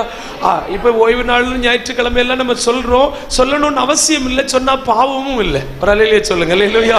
அப்போ ஓய்வு நாள். ஏன்னா அவங்களுக்கு சனிக்கிழமையாக ஓய்வு நாள், வாரத்தின் கடைசி நாள். சரியா? 6 நாள் தொடங்கி 7ஆம் நாளில் கர்த்தர் என்ன செய்தார்? ஓய்ந்திருந்தார். அதனால் அந்த ஓய்வு நாளை ஆசீர்வதித்து ஆண்டவர் பரிசுத்தமாக்கினார். பரிசுத்த நாள் ஓய்வு நாள். அப்ப பாருங்கள், இந்த ஓய்வு நாள் நமக்கு இன்னைக்கு ஆராதிக்கிறதுக்கு ஆண்டவர் ஞாயிற்றுக்கிழமை சொல்லி இருக்கிற. அப்போஸ்தலர்கள் எல்லாம் வாரத்தின் முதல் நாள் ஆராதிச்சாங்க. இயேசு உயிர்த்தெழுந்தது வாரத்தின் முதல் நாள். அதனால தான் நம்ம ஞாயிற்றுக்கிழமையை தெரிந்தெடுத்திருக்கிறோம். அல்லேலூயா சொல்லுங்க. அல்லேலூயா. ஆமீன். கவனிக்கணும். ஆமீன். யாரும் கன்ஃபியூஸ் ஆகிறது, குழம்பியும் போகிறது, நீங்க தெளிவா இருக்கணும். அல்லேலூயா சொல்லுங்க. அல்லேலூயா. பஸ்கா முடிச்ச உடனே ஒரு பண்டிகையாக்கும் அசைவாட்டும் கதிர்க்கட்டை கொண்டு வருகிற நாள். அது ஒரு பண்டிகை. இதற்கு அடையாளமாக்கும் பாருங்கள், பஸ்காவை ஆசரித்த இயேசு ஸ்தோத்திர பாட்டை பாடிக்கொண்டு ஒலிவமலைக்கு நேராய் போனார். அந்த ராத்திரி வேளையில அவரை பிடிச்சு அந்த ஒரு ராத்திரி வேளையில தானே 5 இடங்களில் 6 தரம் அங்கிட்டு இங்கிட்டு எல்லாம் மாறி மாறி விசாரணை பண்ணினாங்க. விசாரணை முடித்து நம்ம மணிக்கணக்கின்படி அவங்களுக்கு நேரம் முடிந்து 3ஆம் மணி வேளை, நமக்கு காலையில் மணி 9, நம்ம மணிக்கணக்கின்படி 9ஆம் மணி வேளை, அவர்களுக்கு நேரம் முடிந்து 3ஆம் மணி. அவங்க ஒரு மணிக்கூருக்கு 1 மணி 2ஆம் மணி 3ஆம் மணி இப்படின்னு சொல்லுவாங்க. ஒரு ஜாமத்துக்கு அவங்க 3ஆம் மணி, 2 ஜாமம் தாண்டும் போது 6ஆம் மணி, 3 ஜாமம் தாண்டும் போது 9ஆம் மணி, 4ஆம் ஜாமம் தாண்டும் போது அவங்க அப்படி கணக்க சொல்லுவாங்க. ஒரு அல்லேலூயா சொல்லும். அல்லேலூயா. அப்ப பாருங்கள், நம்ம மணிக்கணக்கின்படி காலையில் 9 மணிக்கு ஆண்டவராகிய இயேசு கிறிஸ்து கொல்கொதா மலைக்கு சிலுவை சுமந்து போய் அங்கே 2 கைகளிலும் கால்களிலும் ஆணிகளால் கடாவப்பட்டு கொல்கொதா மலையில் உயர்த்தப்பட்டு கிட்டத்தட்ட 6 மணி நேரம், 3ஆம் மணி வேளையிலிருந்து 6ஆம் மணி 9ஆம் மணி வேளை வரைக்கும் பூமி எங்கும் என்ன செய்தது? அந்தகாரம். கிட்டத்தட்ட 6 மணிக்கு ஒரு காலையில் நம்ம மணியின்படி 9 மணியிலிருந்து முற்பகல் பிற்பகல் 3 மணி வரைக்கும், சாயங்காலம் 3 மணி வரைக்கும் 6 மணி நேரம் இயேசு எங்க நின்றார்? 9ஆம் மணி வேளையில் இயேசு ஏலி ஏலி லமா சபக்தானி அப்படி என்று சொல்லி அவர் தன்னுடைய உயிரை, அதுக்கு பேராக இந்த 6 மணி நேரம் சிலுவையில் தொங்கிக் கொண்டு நின்றார் அல்லவா, அதுக்கு பேராக்கும் ஸ்தோத்திரம் அசைவாட்டும் கதிர்கட்டை கொண்டு வந்ததற்கு அடையாளம். Price the lord, hallelujah. அப்ப அவர் பாடுபட்டது துவங்கி, ஆமென். பாருங்கள், இப்ப இங்கே லேவியராமத்தில் சொல்லப்பட்ட அந்த அசைவாட்டும் கதிர்கட்டை கொண்டு வரும். அது ஒரு ஓய்வு நாள், சரியா? அது என்ன நாள்? அது ஒரு ஓய்வு நாள். இயேசு கிறிஸ்து மரிக்கும் போது ஓய்வு நாள் என்ன செய்கிறது? ஆரம்பிக்கிறது. வேளக்கிழமை சாயங்காலத்திலேயாக்கும் ராப்போஜன பந்தி எடுத்துக்கொண்டு ஒலிவமலைக்கு போகிறார். வெள்ளிக்கிழமை அவர்களுக்கு ஆயத்த நாள். வெள்ளிக்கிழமை காலையிலேயாக்கும் அவரை 9 மணிக்கு, நம்ம மணிக்கணக்கின்படி 9 மணிக்கு சிலுவையில் அறையிறாங்க. ஆமீன். ஆயத்த நாள் அவர்களுக்கு ஒரு ஆமீன் சாயங்காலம் ஓய்வு நாள் ஆரம்பிக்கிறது. அந்த 6 மணிக்கு முன்பதாக ஆமீன் எந்த சமமும் தொங்கக்கூடாதுன்னாகும் சீக்கிரமாக ஆமீன் அந்த பாடி இயேசு கிறிஸ்துவினுடைய சரீரத்தை எடுத்து ஆமீன் அடக்கம் பண்ணிட்டு அவங்க அந்த சனிக்கிழமை முழுவதும் என்ன செய்தாங்க? ஓய்ந்திருந்தாங்க, ஓய்வு நாள் இருந்தாங்க. வசனம் எவ்வளவு தெளிவா சொல்றது பாருங்க, ஓய்ந்திருந்தாங்க. இங்கேயும் சொல்லப்பட்டிருக்கு, அதை கொண்டு வருகிற அந்த சனிக்கிழமை ஓய்வு நாள் முதற்கொண்டு அந்த நாள் ஆமீன் பாருங்கள், ஓய்வு நாளுக்கு அந்த ஓய்வு நாளுக்கு மறுநாள் முதற்கொண்டு, ஓய்வு நாளுக்கு மறுநாள் என்ன நாள் வரும்? ஞாயிற்றுக்கிழமை. சனிக்கிழமைக்கு அடுத்த நாள் என்ன நாள் வரும்? ஞாயிற்றுக்கிழமை வரும். அந்த ஞாயிற்றுக்கிழமையிலிருந்து அடுத்து சொல்லப்பட்டிருக்கிறது 7 வாரங்கள் எண்ணணும். மறுநாள் முதற்கொண்டு துவங்கி 7 வாரங்கள் நிறைவேறணும். 7 வாரங்கள் 7 வச்சு 7 வாரங்கள் நிறைவேறும்போது எத்தனை நாள் வரும்? 49. 7 49. அப்ப வாருங்கள் 49 நாள். இங்க என்ன சொல்லப்பட்டிருக்கு? 7 வாரங்கள் நிறைவேறின பின்பு 7ஆம் ஓய்வு நாள். இப்ப பாருங்க, ஒரு ஆமீன் ஞாயிற்றுக்கிழமையிலிருந்து ஆமீன் 7 வச்சு ஆமீன் எண்ணணும்னா அது 49வது நாள் எந்த நாள்ல வந்து முடியும்? ஒரு சனிக்கிழமை, ஒரு ஓய்வு நாள்ல வந்து முடியும். அந்த ஓய்வு நாளுக்கு மறுநாளாகிய 50வது நாள், மறுநாளாகிய 50வது நாள், 50வது நாள் அவங்க என்ன செய்யணும்? கர்த்தருக்கு புதிய போஜன பலி செலுத்தணும். கர்த்தருக்கு என்ன போஜன பலி செலுத்தணும்? புதிய போஜன பலி செலுத்தணும். அப்போ பரிசுத்தாவி அப்படின்னு சொல்லக்கூடியதை ஆமீன் எதற்கு அடையாளமாக்கப்பட்டிருக்கிறது தெரியுமா? ஒரு மனுஷனுடைய வாழ்க்கை அன்றைக்கு புதுப்பிக்கப்படுகிறதற்கு அடையாளமாக்கும் அவன் பரிசுத்தாவியை பெற்றுக் கொள்ளுகிறது. ஸ்தோத்திரம், அல்லேலூயா. அத்தனை நாளும் அவன் எப்படியோ வாழ்ந்திருக்கலாம். மட்டுமல்ல, இந்த புதிய போஜன பலிக்கு பேராக்கும் பெந்தேகோஸ்தே பண்டிகை. சொல்லு பாப்போம், என்னது? பெந்தேகோஸ்தே பண்டிகை இல்லைன்னா பெந்தேகோஸ்தே நாள் அப்படின்னு சொல்லப்பட்டு. அப்ப இப்ப அப்போஸ்தலர் நடவடிக்கையில் நீங்க படிச்சீங்க இல்லையா, அவர் எடுத்துக்கொள்ளப்பட்ட வரைக்கும், அல்லது 3வது வசனம் சமயம் இல்லையா, 3வது வசனத்துல வருவோம், அவர் பாடுபட்ட பின்பு 40 நாளளவு யாருக்கு தரிசனமானார்? அப்போஸ்தலருக்கு தரிசனமானார். அப்போ 49 நாள் தாண்டி 50வது நாளாக்கும் பெந்தேகோஸ்தே நாள். அந்த நாள்ல என்ன செலுத்தணும்? புதிய போஜன பலி. சொல்லுங்க பாப்பா, என்ன போஜன பலி? புதிய போஜன பலி செலுத்துகிற ஒரு நாள். 50வது நாள் புதிய போஜன பலி செலுத்துகிற ஒரு நாள். அப்போ இந்த 40 அவங்க எண்ணி எண்ணி எண்ணி எண்ணி பெந்தேகோஸ்தே என்னும் ஒரு நாள் வருகிறது. எத்தனாவது நாள் வரும்? 50வது நாள் வரும். சொல்லு பாப்பா, எத்தனாவது நாள் வரும்? 50வது நாள். அப்ப 40 50வது நாள் பெந்தேகோஸ்தே நாள்னா இடையில எத்தனை நாள் காத்திருந்திருக்கிறாங்க?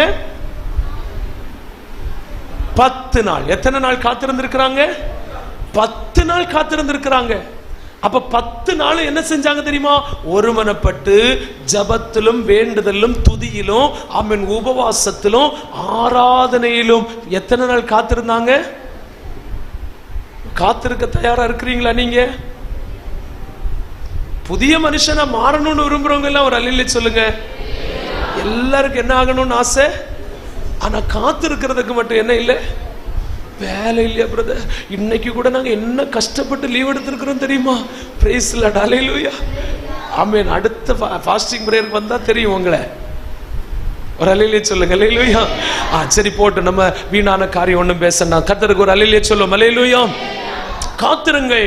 அப்ப காத்திருத்தலுடைய ஒரு அடையாளம். எவ்வளவு நேரம் வேணாலும் இருங்க, நேரம் போகிறது. அப்படி காத்திருந்தால் அந்த பெந்தேகோஸ்தே நாளிலேயாக்கும் ஆண்டவர் அவர்களுக்கு என்ன ஊற்றினார்? கர்த்தருடைய ஆவியை ஊற்றினார். சோதர் அல்லேலூயா. அப்ப எதுக்கு காத்திருக்க ஆண்டவர் சொன்னார் அப்படி என்றால், ஒரு மனுஷன் தேவபாதத்தில் 5 அடையாளங்களை சொன்னேன் அல்லவா? ஒருமனப்பட்டு ஜபத்திலும் வேண்டுதலும் துதியோடு ஆமென் ஆராதனையோடு உபவாசத்தோடு தன்னுடைய வாழ்க்கையை நடைமுறைப்படுத்தும் போது அவனிடத்தில் யார் வர முடியும் தெரியுமா? ஆவியானவர் வர முடியும். Praise the lord. Hallelujah. Amen. கர்த்தருடைய பிள்ளைகளே, இந்த உலகத்தில் இந்த பாவமும் அக்கிரமமும் அநியாயமும் அசுத்தமும் ஆமென் நிறைந்த இந்த உலகத்தில் நம்ம ஒரு நிமிஷமாகலும் தெளிவாய் வாழணும்னா நமக்கு பரலோகத்தின் அபிஷேகம் நமக்கு தேவை. நமக்கு கர்த்தருடைய ஆவி தேவை. ஆமென். பெற்றிருக்கிறவர்கள் ஆமென் ஆண்டவரிடத்தில் கேளுங்க, இன்னும் நிறைவா வேணும். வராதவங்க எல்லாம் ஒரு நிமிஷம் கைகளை தட்டி, அந்த ஆவி எனக்கு தேவைப்பா, அந்த வல்லமை எனக்கு தேவை. கர்த்தரதை தருவார். கர்த்தரதை தருவார். யாருக்கும் தராம விடுகிற தெய்வம் அல்ல, எல்லாருக்கும் அதை தருவார். எந்த மனுஷனையும் புதிதாய் மாற்றுகிற ஒரு தெய்வம், கிறிஸ்து இயேசுவுக்குள்ள புதுப்பிக்கிற தெய்வம். நல்ல கைகளை தட்டி ஒரு நிமிஷம் கேளுங்க. ஆண்டவரே, அபிஷேகத்தை பெற்றிருக்கிற கர்த்தருடைய ஆவியை பெற்றிருக்கிற நாங்க கொஞ்சமா அல்ல, இன்னும் நிறைவாக, இன்னும் நிறைவாக, இன்னும் நிறைவாக, இன்னும் நிறைவாக ஷரபக ரகதல கபரகதலகதா கேளுங்க. ஆண்டவரே, இயேசுவில் இருந்தது போல, இயேசுவில் இருக்கிறது போல கர்த்தருடைய ஆவி எனக்கும் தேவைப்பா, எனக்கும் தேவைப்பா, எனக்கும் தேவை. ஒரு நிமிஷம் நல்ல விடுதலையோடு கைகளை தட்டி, கைகளை தட்டி அபிஷேகத்தை இன்னும் கேளுங்க. கர்த்தருடைய அபிஷேகத்தை இன்னும் கேளுங்க. கர்த்தருடைய ஆவியை இன்னும் கேளுங்க. கர்த்தருடைய வல்லமை இன்னும் கேளுங்க. தேவ பலனை இன்னும் கேளுங்க. தேவ நிரப்புதலை இன்னும் கேளுங்க. தேவ நிறைவை இன்னும் கேளுங்க. ஆவியின் கனியை இன்னும் கேளுங்க. இந்த உலகத்தில் இல்லைன்னா நமக்கு வாழ முடியாது. நமக்கு அனுமதிக்கப்பட்டிருக்கிற கொஞ்ச காலத்தை செம்மையாய் வாழ வேண்டுமையானால், கொஞ்ச காலத்தில் நிம்மதியாய் வாழ வேண்டுமையானால் கர்த்தருடைய ஆவி நமக்கு தேவை. கர்த்தருடைய அபிஷேகம் தேவை. இன்னைக்கு இந்த ராத்திரி, இந்த பகற்கால வேளையிலே விரும்புகிற எத்தனை பேருக்கும் கர்த்தர் தருவார். கர்த்தர் தருவார். வேதனையோடு வந்திருக்கிற தேவ பிள்ளைகள், வருத்தத்தோடு இருக்கிற தேவ பிள்ளைகள், எனக்கு என்று ஒன்றும் வழி தெரியல. அன்பு தேவ பிள்ளையே, பாவத்தை குறித்து, நீதியை குறித்து, நியாய தீர்ப்பை குறித்து உங்களை அழகா சொல்லி தந்து நடத்துகிற இந்த ஆவியானவரை போல உங்களை ஆற்றவும் தேற்றவும், உங்களை சகல சத்தியத்தில் நடத்தவும் இந்த ஆவியானவரை போல நாங்கள் இன்றைக்கு உங்களுக்கு சொல்லிக் கொண்டிருக்கிற கர்த்தருடைய ஆவியை போல வேறு ஒன்றாலும் முடியாது. அந்த தேவனுடைய ஆவி இன்றைக்கு நமக்கு, இன்றைக்கு நம்ம ஷெகதா லகதா லகதா ரகதனோ, அந்த ரகதனோ எல்லா ஒரு நிமிஷம் விடுதலையோடு ரபலகதன சந்தரகதனோ. இயேசுவே, காத்திருக்கிற பிள்ளைகளுக்கு, ஒரு மனதோடு இருக்கிற பிள்ளைகளுக்கு, ஜெபிக்கிற பிள்ளைகளுக்கு, அழுகிற பிள்ளைகளுக்கு, துதிக்கிற பிள்ளைகளுக்கு, உபவாசிக்கிற பிள்ளைகளுக்கு, தன்னை பரிசுத்தமாய் தேவனுக்கு ஒப்புக் கொடுக்கிற பிள்ளைகளுக்கு அந்த ஆவியை தருவேன் என்று சொன்னீரே. இப்பொழுதே இன்றைக்கு கர்த்தருடைய சபையில், கர்த்தருடைய பிள்ளைகள் மேல் அந்த ஆவி இறங்கட்டும் ஐயா. அந்த ஆவி ஊற்றப்படட்டும். அந்த ஆவி ஊற்றப்படட்டும். ரபனரக சந்தரகதல ரந்தரகதலோ அத்துடகதல சந்தரகதலோ. Hallelujah, hallelujah, hallelujah, hallelujah. ரபலகதர சந்தரகதலோ அத்துடாதனார் எந்தரகதல சகரகதலோ. Praise the lord, praise the lord, praise the lord. Amen, amen, amen, amen. அசைவாடும் ஆவியே, தூய்மையே ஆவியே, அசைவாடும் ஆவியே, எங்கள் தூய்மையே ஆவியே, இடமசைய எங்கள் உள்ளம் நீரப்ப. இப்பொழுதே கேளுங்க, எல்லாரும் கைதட்டி கேளுங்க. இடமசைய எங்கள் உள்ளம் நீரப்ப, இறங்கி வாருவே. ஓ அசைவாடோ ஆவியே, ஆவியே, அசைவாடோ ஆவியே.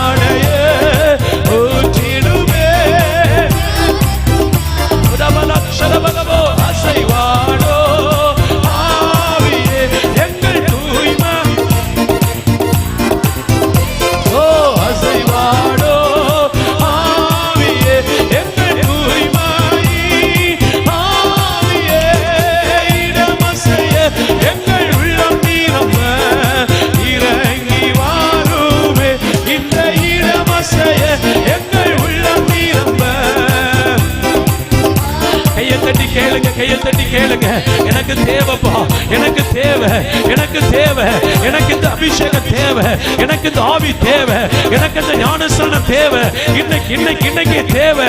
கர்த்தர் எனக்கு தாரும், கர்த்தர் எனக்கு தாரும். இப்பொழுதே இப்பொழுதே பெற்றிருக்கிற பிள்ளைகளும் பெறாதவர்களும் இன்னும் அதிகமாய் இன்னும் அதிகமாய் இன்னும் அதிகமாய் ஒரு ஞானஸ்நானத்துக்குள்ளாக, கர்த்தருடைய ஆவியின் ஞானஸ்நானத்துக்குள்ளாக நடத்தப்படத்தக்கதாக பரிசுத்த ஆவி ஞானஸ்நானத்துக்குள்ள கேளுங்க கேளுங்க கேளுங்க. உங்களோடு கூட இருந்து உங்களை நடத்துகிற இந்த ஆவியானவரை போல இந்த உலகத்தில் யாரும் இல்லை. ஒரு தாயை பார்க்கலாம், ஒரு தகப்பனை பார்க்கலாம், ஒரு சகோதர சகோதரிகளை பார்க்கலாம், ஒரு வழிகாட்டுகிறவர்களை பார்க்கலாம். உங்களை ஆச்சரியமாய் பராமரித்து நடத்த இந்த ஆவியானவரை போல வேறு யாரும் இல்லவே இல்லை. கேளுங்க கேளுங்க. Receive receive receive. உச்சப்படட்டுமையா பிள்ளைகளை பெற்றுக்கொள்ள ஊற்றுவீராக ஊற்றுவீராக ஊற்றுவீராக ஊற்றுவீராக ஊற்றுவீராக ஊற்றுவீராக ஊற்றுவீராக.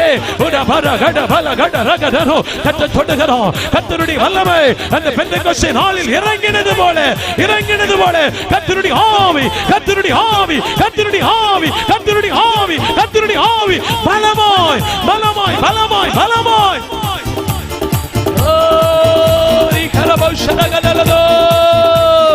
இந்த இடமசைய எங்கள் உள்ளம் நீரம்ப இறங்கி வாருமே.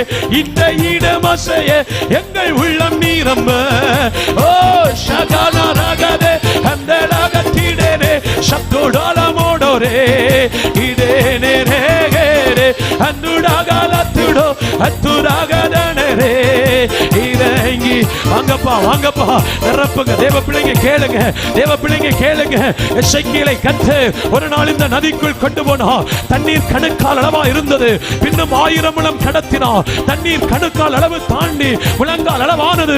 பின்னும் 1000 முழம் பின்னும் 1000 முழம் பின்னும் 1000 முழம் தாண்டின போது அந்த நதிக்குள்ள அந்த நதிக்குள்ள அந்த நதிக்குள்ள அந்த நதிக்குள்ள சபா ரபா ரபா ரபா ரபா உட பக ரகதனோ. கர்த்தருடைய அபிஷேக நதி, கர்த்தருடைய அபிஷேக நதி, அபிஷேக நதி, அபிஷேக நதி, அபிஷேக நதி, அபிஷேக நதி, அபிஷேக நதி. Receive receive receive receive. ஊற்றப்படட்டும் ஊற்றப்படட்டும் ஊற்றப்படட்டும். அபிஷேகம் இறங்கும் போது, கர்த்தருடைய வல்லமை இறங்கும் போது வியாதிகள் மாறும், பலவீனங்கள் மாறும், கட்டுகள் உடையும், எல்லா வல்லமைகளும் அழியும். இயேசுவின் வல்லமை.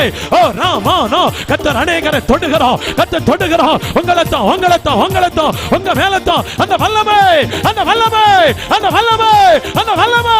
ரிபா ரபா ரபா ரபா லகா. கேளுங்க கேளுங்க.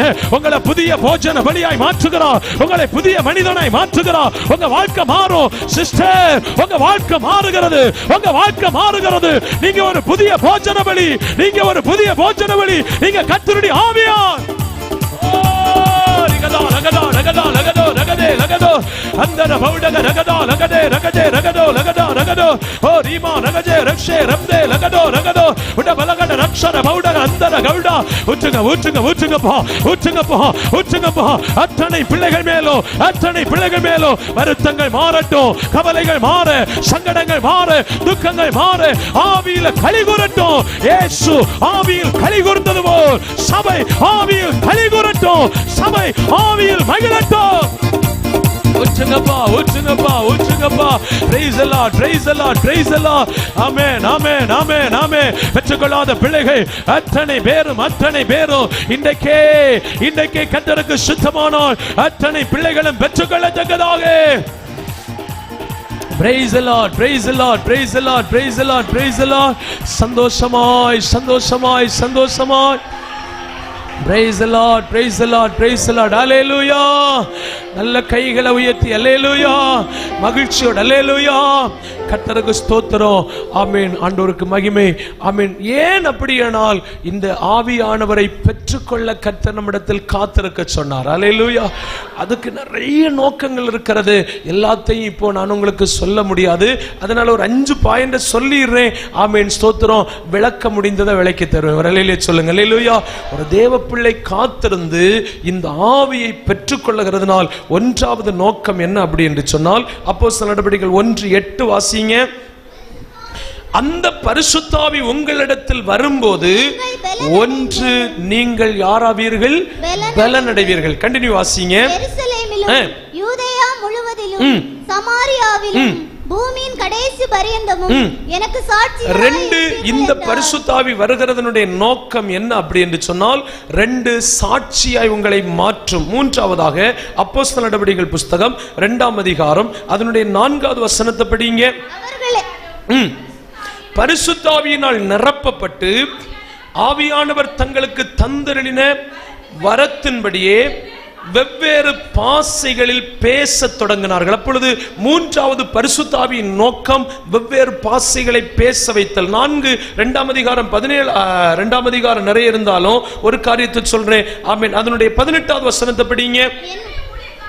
ஊழியக்காரர் மேலும் என்னுடைய ஊழியக்காரிகள் மேலும் அந்த நாட்களில் என் ஆவியை ஊற்றுவேன், அப்பொழுது அவர்கள் தீர்க்க தரிசனம் சொல்வார்கள். ஆமென். 4ஆம் அதிகாரம் 31வது வசனத்தை படியுங்கள். அவர்கள் ஜெபம் பண்ணின போது அவர்கள் கூடியிருந்த இடம் அசைந்தது, அவர்கள் எல்லாரும் பரிசுத்தாவியினால் நிரப்பப்பட்டு தேவ வசனத்தை தைரியமாய் சொன்னார்கள். அல்லேலூயா. இனி நீங்க அப்போஸ்தலர் நடவடிக்கைகள் ஆமென் படிக்க படிக்க படிக்க படிக்க பரிசுத்தாவியினால் எங்கெல்லாம் நிரப்பப்பட்டாங்களோ, எங்கெல்லாம் அபிஷேகிக்கப்பட்டாங்களோ, எங்கெல்லாம் தொடப்பட்டாங்களோ அங்கே எல்லாம் ஒரு நோக்கம் எழுதப்பட்டிருக்கிறது. இதுக்காக ஆண்டவர் அவர்களை பார்த்து சொன்னார், எங்கேயும் போயிடாதீங்க, நேர போய் எங்க உட்காருங்க, எருசலேம் உட்கார்ந்து காத்திருங்கள், காத்திருங்கள். ஆமென். காத்திருந்து நான் உங்களுக்கு ஆமென் இந்த ஆவி என்ன செய்வேன், தருவேன். Praise the lord. ஹல்லேலூயா. உண்மையிலே நம்ம இன்னைக்கு எல்லாரும் சில ஒருவேளை பெற்றிருக்கலாம், ஆனா ஸ்தோத்திரம், உண்மையிலே இந்த ஆவியை நானும் நீங்களும் எவ்வளவு பெறணும் தெரியுமா? 2 வசனத்தை படிங்களே. இங்க வந்துருவோம், சீக்கிரமா வந்துருவோம். 2 வசனத்தை படிங்க. யோவான் சுவிசேஷம் 3ஆம் அதிகாரம் 34வது வசனத்தை எடுத்து வாசிங்க. யோவான் 3:34.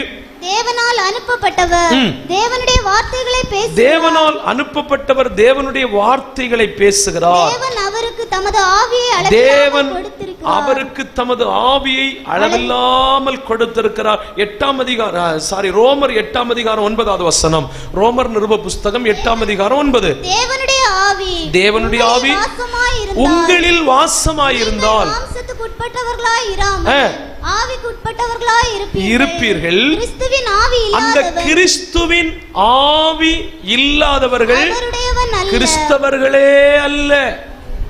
கிறிஸ்துவின் ஆவி இல்லாதவன் கிறிஸ்துவுக்குரியவனே, கிறிஸ்தவர்களே அல்ல, கிறிஸ்துவுக்குரியவர்களே அல்ல.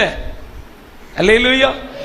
எத்தனை சபை பிரிவுகள் கிறிஸ்தவ சபை என்று இருந்தாலும் கிறிஸ்துவனுடைய ஆவி இல்லாதவர்கள் கிறிஸ்துவுக்குரியவர்கள் இங்கே. அதனால தான் நாங்க உங்களுக்காக பிரயாசப்படுறோம். நீங்களும் இந்த கிறிஸ்துவின் ஆவி என்ன செய்யுங்க.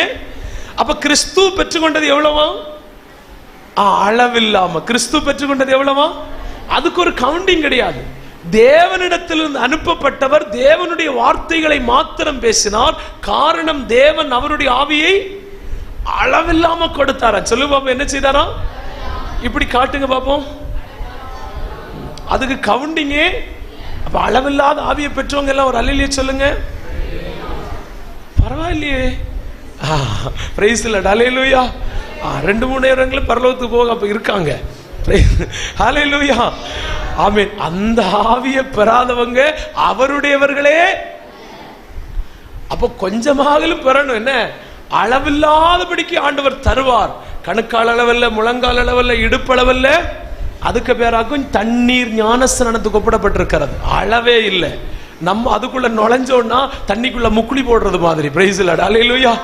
மாம்சம்னு சொல்றது நமக்குள்ள தலையே தூக்காது. சோதர். ஹல்லேலூயா. மாம்சத்துக்கு உட்படவே மாட்டோம். மாம்ச கிரியை வராது. சரி, ஓகே. அப்போ இதனாலேயாக்கும் ஆண்டவர் இந்த ஆவியை நீங்க பெற்றுக்கொள்ள காத்திருங்கள் என்று சொன்னார். அப்ப நம்ம நிறைய பெறணும். கொஞ்சமல்ல பெறணும். எவ்வளவு பெறணும்? நிறைய பெறணும். மோசேக்குள்ள இருந்த ஆவி எடுத்து பகரப்பட்ட போது எத்தனை பேருக்கு பகரப்பட்டதா? 70 பேருக்கு. எத்தனை பேருக்கு? 70 பேருக்கு. சரி, இப்ப நான் கேட்கிறேன், உங்களுக்குள்ள இருக்கிற ஆவி எத்தனை பேருக்கு பகரப்படலாம்? இல்ல எத்தனை பேருக்கு நீங்க பகிர்ந்து இருக்கிறீங்க? அளவில்லாம பெற்றேன்னு 4-5 கையெல்லாம் ஓய்ந்துச்சு. Price the lord. ஹல்லேலூயா. இப்போ உங்களுக்கு புரிந்து கொள்ளும்படியா சொல்றேன். ஸ்தோத்திரம். இது ஒரு 100 மில்லி இருக்குமா பாஸ்டர்? 150, 100, 200 மில்லி. 200 மில்லி பத்தியில இந்த 200 மில்லி கப்பு, இது இந்த கப்புக்கு பேர் கொள்ளளவு. இதுக்குள்ள ஊற்றப்பட்டிருக்கிறது கொள்முதல். 200 மில்லி அளவு கொள்ளளவு இருந்தா 200 மில்லி கொள்முதல் செய்யலாம். கொள்ளளவுக்கு தக்க கொள்முதல். கொள்ளளவு எவ்வளவு அவ்வளவுக்கு தான் கொள்முதல் செய்ய முடியும். இப்போ என்னுடைய அளவு நான் எவ்வளவுக்கு காத்திருக்கேன், ஒரு 200 மில்லி அளவுக்கு காத்திருக்கிறேன்னா 200 மில்லி அளவுக்கு ஊற்றுவார். 200 மில்லியை நான் இந்த 2 பிள்ளைகளுக்கு பகிர்ந்து கொடுக்கலாம். எத்தனை பிள்ளைகளுக்கு? 100 மில்லி வச்சு. ஏன்னா ஒரு மனுஷனுடைய தாகம் தீர்க்கணும்னா எவ்வளவு வேணும்? குறைந்தபட்சம் நாவு குளிர பண்ண எவ்வளவு வேணும்? ஒரு டம்ளர் கப்பு தண்ணி, ஒரு 100 மில்லி கப்பு தண்ணி வேணும். இப்போ அதனால தான் கேட்டேன், நீங்க எந்த அளவுக்கு அபிஷேகம் பெற்றவர்கள், மற்றவர்களுக்கு ஆசீர்வாதமா இருக்கிறீங்க? எத்தனை பேருக்கு ஆசீர்வாதமா இருக்கிறீங்க? அதுக்கு நான் சொன்னேன், மோசேக்குள்ள இருந்த ஆவி மோசேயே தெரியல. மோசேயே போய் சொன்னார், எனக்கு இதெல்லாம் முடியாதப்பா அப்படின்னு சொன்ன போது, சரி ஓகே நீ சண்டை பிடிக்காத, நாளைக்கு 70 பேரை கூட்டிட்டு வான்னு சொன்ன போது அப்பதான் தெரிஞ்சித்து தனக்குள்ள இருக்கிற ஆவி எத்தனை பேருடைய ஆவி? 70 பேருக்கு பகிர்ந்தளிக்கப்பட்டிருக்கிறார். அப்ப மோசே ஒருவேளை ஃபீல் பண்ணிருப்பான், சே பேசாம வாயை வச்சுட்டு மௌனமா இருந்திருக்கலாம் அப்படின்னு. ஏன்னா மோசே என்ன நினைச்சிருப்பாரு, தேவன் இறங்கி வந்து 70 பேருக்கு தலைக்கு மேல கை வச்சு என்ன செய்வாரு? அபிஷேகம் பண்ணுவாரு. அப்படி வரல, 70 2 எண்ணம் வரல, வீட்டுல நடந்து அதுக்கும் கொடுத்தார் ஆண்டவர். சோத்திரம். இங்க வந்து 68 எண்ணமும் எங்கிருந்து ஆவி எடுக்கப்பட்டது? மோசேக்குள்ளிருந்து எடுத்து அவர்கள் மேல் என்ன செய்யப்பட்டது? இப்போ நீங்க 100 மில்லி ஆவியை பெற்றிருந்தா உங்கள இருந்து யாருக்கு எடுக்க முடியுமா? ஏதாவது ஒண்ணு இப்படியா? சோத்திரம். அப்ப 500 மில்லி அளவுக்கு நீங்க கொள்ளளவாக்குனா எவ்வளவு ஊற்றுவாரு? 1000 மில்லி அளவுக்கு, 1 லிட்டர் அளவுக்கு நீங்க கொள்ளளவை விருத்திப்படுத்தினா எவ்வளவு ஊற்றுவாரு? அட பேசுங்க. நீங்க ஒரு சிண்டெக்ஸ் டேங்க போல மாறினா, காலையில மோட்டர் போட்டு டேங்க ஃபில் பண்ணிட்டோம்னா அப்பா அம்மா பின்ன வீட்டில் வருகிற எல்லாரும் குளிக்கலாம், குடிக்கலாம், துவைக்கலாம், எல்லாத்துக்கும் அந்த தண்ணீர் போதுமானதா? போதும் இல்லையா? தாகத்தோடு வந்தவளை பார்த்து ஆண்டவர் சொன்னார், மகளே உனக்கு தெரியுமா, யோவான் 4:14 வாசிக்க வேண்டாம், நான் கொடுக்கும் தண்ணீரை குடிப்பவளுக்கு ஒரு நாளும் தாகம் உண்டாகாது, மட்டுமல்ல அது அவளுக்குள் இருந்து நித்திய ஜீவகாலமாய் ஊறிக்கொண்டே இருக்கும். என்ன நடந்தது தெரியுமா? அவ போய் ஒரு கிராமத்தையே சபைக்குள்ள கூட்டிட்டு வந்துட்டா. ஏன்னா அவளுக்குள்ள கொடுத்தது என்னது? நித்திய ஜீவகாலமாய் ஊறுகிற நீருற்று. அவ போய் நான் இப்படி அப்படி ஆகும் சொல்லி இயேசுவை பற்றி சொன்ன மாத்திரத்தில் அவளுக்கு பறக்கண்டு ஒரு கிராமமே. அப்ப நம்ம ஒரு நொத்தோலி மீனங்களும் இங்க கொண்டு வராததுக்கு காரணம் அல்லே ஆமேன் இல்லை. அவையெல்லாம் 12:30 பஸ்ஸுக்கு ஏறிட்டாங்க போல. சந்தோஷமா சொல்லு. அப்ப ஆவியை எப்படி பெற்றுக்கொள்ளுங்கள்? அளவில்லாமல் பெற்றுக்கொள்ளுங்கள். கொஞ்சம் அல்ல, எவ்வளவு நேரம் வேணாலும் காத்து கடைங்க, எவ்வளவு நேரம் வேணாலும் காத்து கடந்து அழுது புலம்பி சொல்ல, ஆண்டவரே ஒருத்தனுக்காவது ஆசீர்வாதமா இருக்கணும், ஒரு 2 பேருக்காவது ஆசீர்வாதமா இருக்கணும், சாவுக்கு முன்னாடி ஒரு 10 எண்ணத்தையாவது ஆண்டவருக்குள்ள கொண்டு வந்துட்டு தான் சாகணும், இப்படி கேட்கணும் அபிஷேகத்தை. பிரைஸ் இல்ல, ஹல்லேலூயா. சாவுக்கு முன்னாடி ஒரு 10 எண்ணத்தையாகலையா எங்க கொண்டு போகணும்? நித்தியத்துக்கு பேர் எழுதிச்சு தான் நான் சாகணும்னு நீங்க கேட்கணும். அதுக்காகவும் இன்னைக்கு கர்த்தர் அந்த ஆவியை உங்களுக்கு வச்சிருக்கிறார். சோத்திரம். ஹல்லேலூயா. பிரைஸ் இல்ல, ஹல்லேலூயா. இதுக்கு நிறைய நோக்கம் உண்டு. ஒன்று, அந்த நோக்கம் நம்ம என்ன கொண்டு வருகிறது? பலன் கொண்டு வருகிறது. சொல்லு பாப்போம். நான் விளக்க முடியாதுன்னு எனக்கு தெரியும், அதனால நான் உங்களுக்கு ஏற்கனவே 5 பாயிண்ட் சொன்னேன். நிறைய கிடக்கிறது, கடல் போல கிடக்கிறது. ஒன்று, இந்த அபிஷேகம் பெற்றால் அவர்களுக்குள்ள என்ன வரும்? பலன் வரும். சொல்லு பாப்போம், என்ன வரும்? பலன். இப்ப இருக்கா இல்லையான்னு நம்ம டெஸ்ட் பண்ணி பார்க்கணும். சரியா? உங்களுக்கு என்ன இருக்கா? பலன் இருக்கா இல்லையான்னு டெஸ்ட் பண்ணி பார்க்கணும். சோத்திரம். ஹல்லேலூயா. இப்போ பலன் எதுக்கு தேவை? அதை முன்னாடியே சொல்லிடுறேன். பலன் எதுக்கு தேவை? 3 காரியத்தை அதை மட்டும் சொல்லி நான் முடிக்க விரும்புறேன். சரியா? பலன் எதற்கு தேவை? பலன் எதற்கு தேவைன்னா, ஒன்றாவதாக பலன் எதுக்கு தேவைன்னா, நமக்குள்ள ஒரு நம்பிக்கை உருவாகும். பலன் எதுக்கு தேவை? ரோமர் நிருப புஸ்தகம் 15ஆம் அதிகாரம் அதனுடைய 13 வாசிங்க. ரோமர் 15:13 வாசிங்க. பரிசுத்த ஆவியின் பலத்தினாலே உங்களுக்கு நம்பிக்கை பெருகும்படிக்கு நம்பிக்கையின் தேவன் விசுவாசத்தினால் உண்டாகும் எல்லாவித சந்தோஷத்தினாலும் சமாதானத்தினாலும் உங்களை நிரப்புவாராக. அல்லேலூயா. அப்போ பாருங்கள், பலத்தினால இந்த பரிசுத்தாவின் பலன் இல்லாதவங்களுக்கு என்னதான் நீங்க சொல்லி கொடுத்து பாருங்க, அவங்களுக்கு ஏசப்பா மேல நம்பிக்கையே, அவருடைய அற்புதத்தின் மேல நம்பிக்கையே, அவருடைய அபிஷேகம், அவருடைய அதாவது ஜோமனும் சிஸ்டர், கவலைப்படாதீங்க சிஸ்டர், வருத்தப்படாதீங்க சிஸ்டர், நீங்க நம்புங்க, ஏசப்பாவை நம்புங்க, ஏசப்பாவை நம்புங்கன்னு சொன்னா என்ன சொன்னாலும் அவங்களுக்கு என்ன வராது? அப்பவே புரிஞ்சுக்கிடலாம் இவங்களுக்குள்ள என்ன இல்லை, பரிசுத்தாவின் பலன் இல்லை. பரிசுத்தாவின் பலன் இருந்துச்சுன்னு சொன்னா என்ன இருக்கும்? நம்பிக்கை இருக்கும். நம்பிக்கை இருந்தா தான் நம்ம சிலதை ஜெயிக்க முடியும்.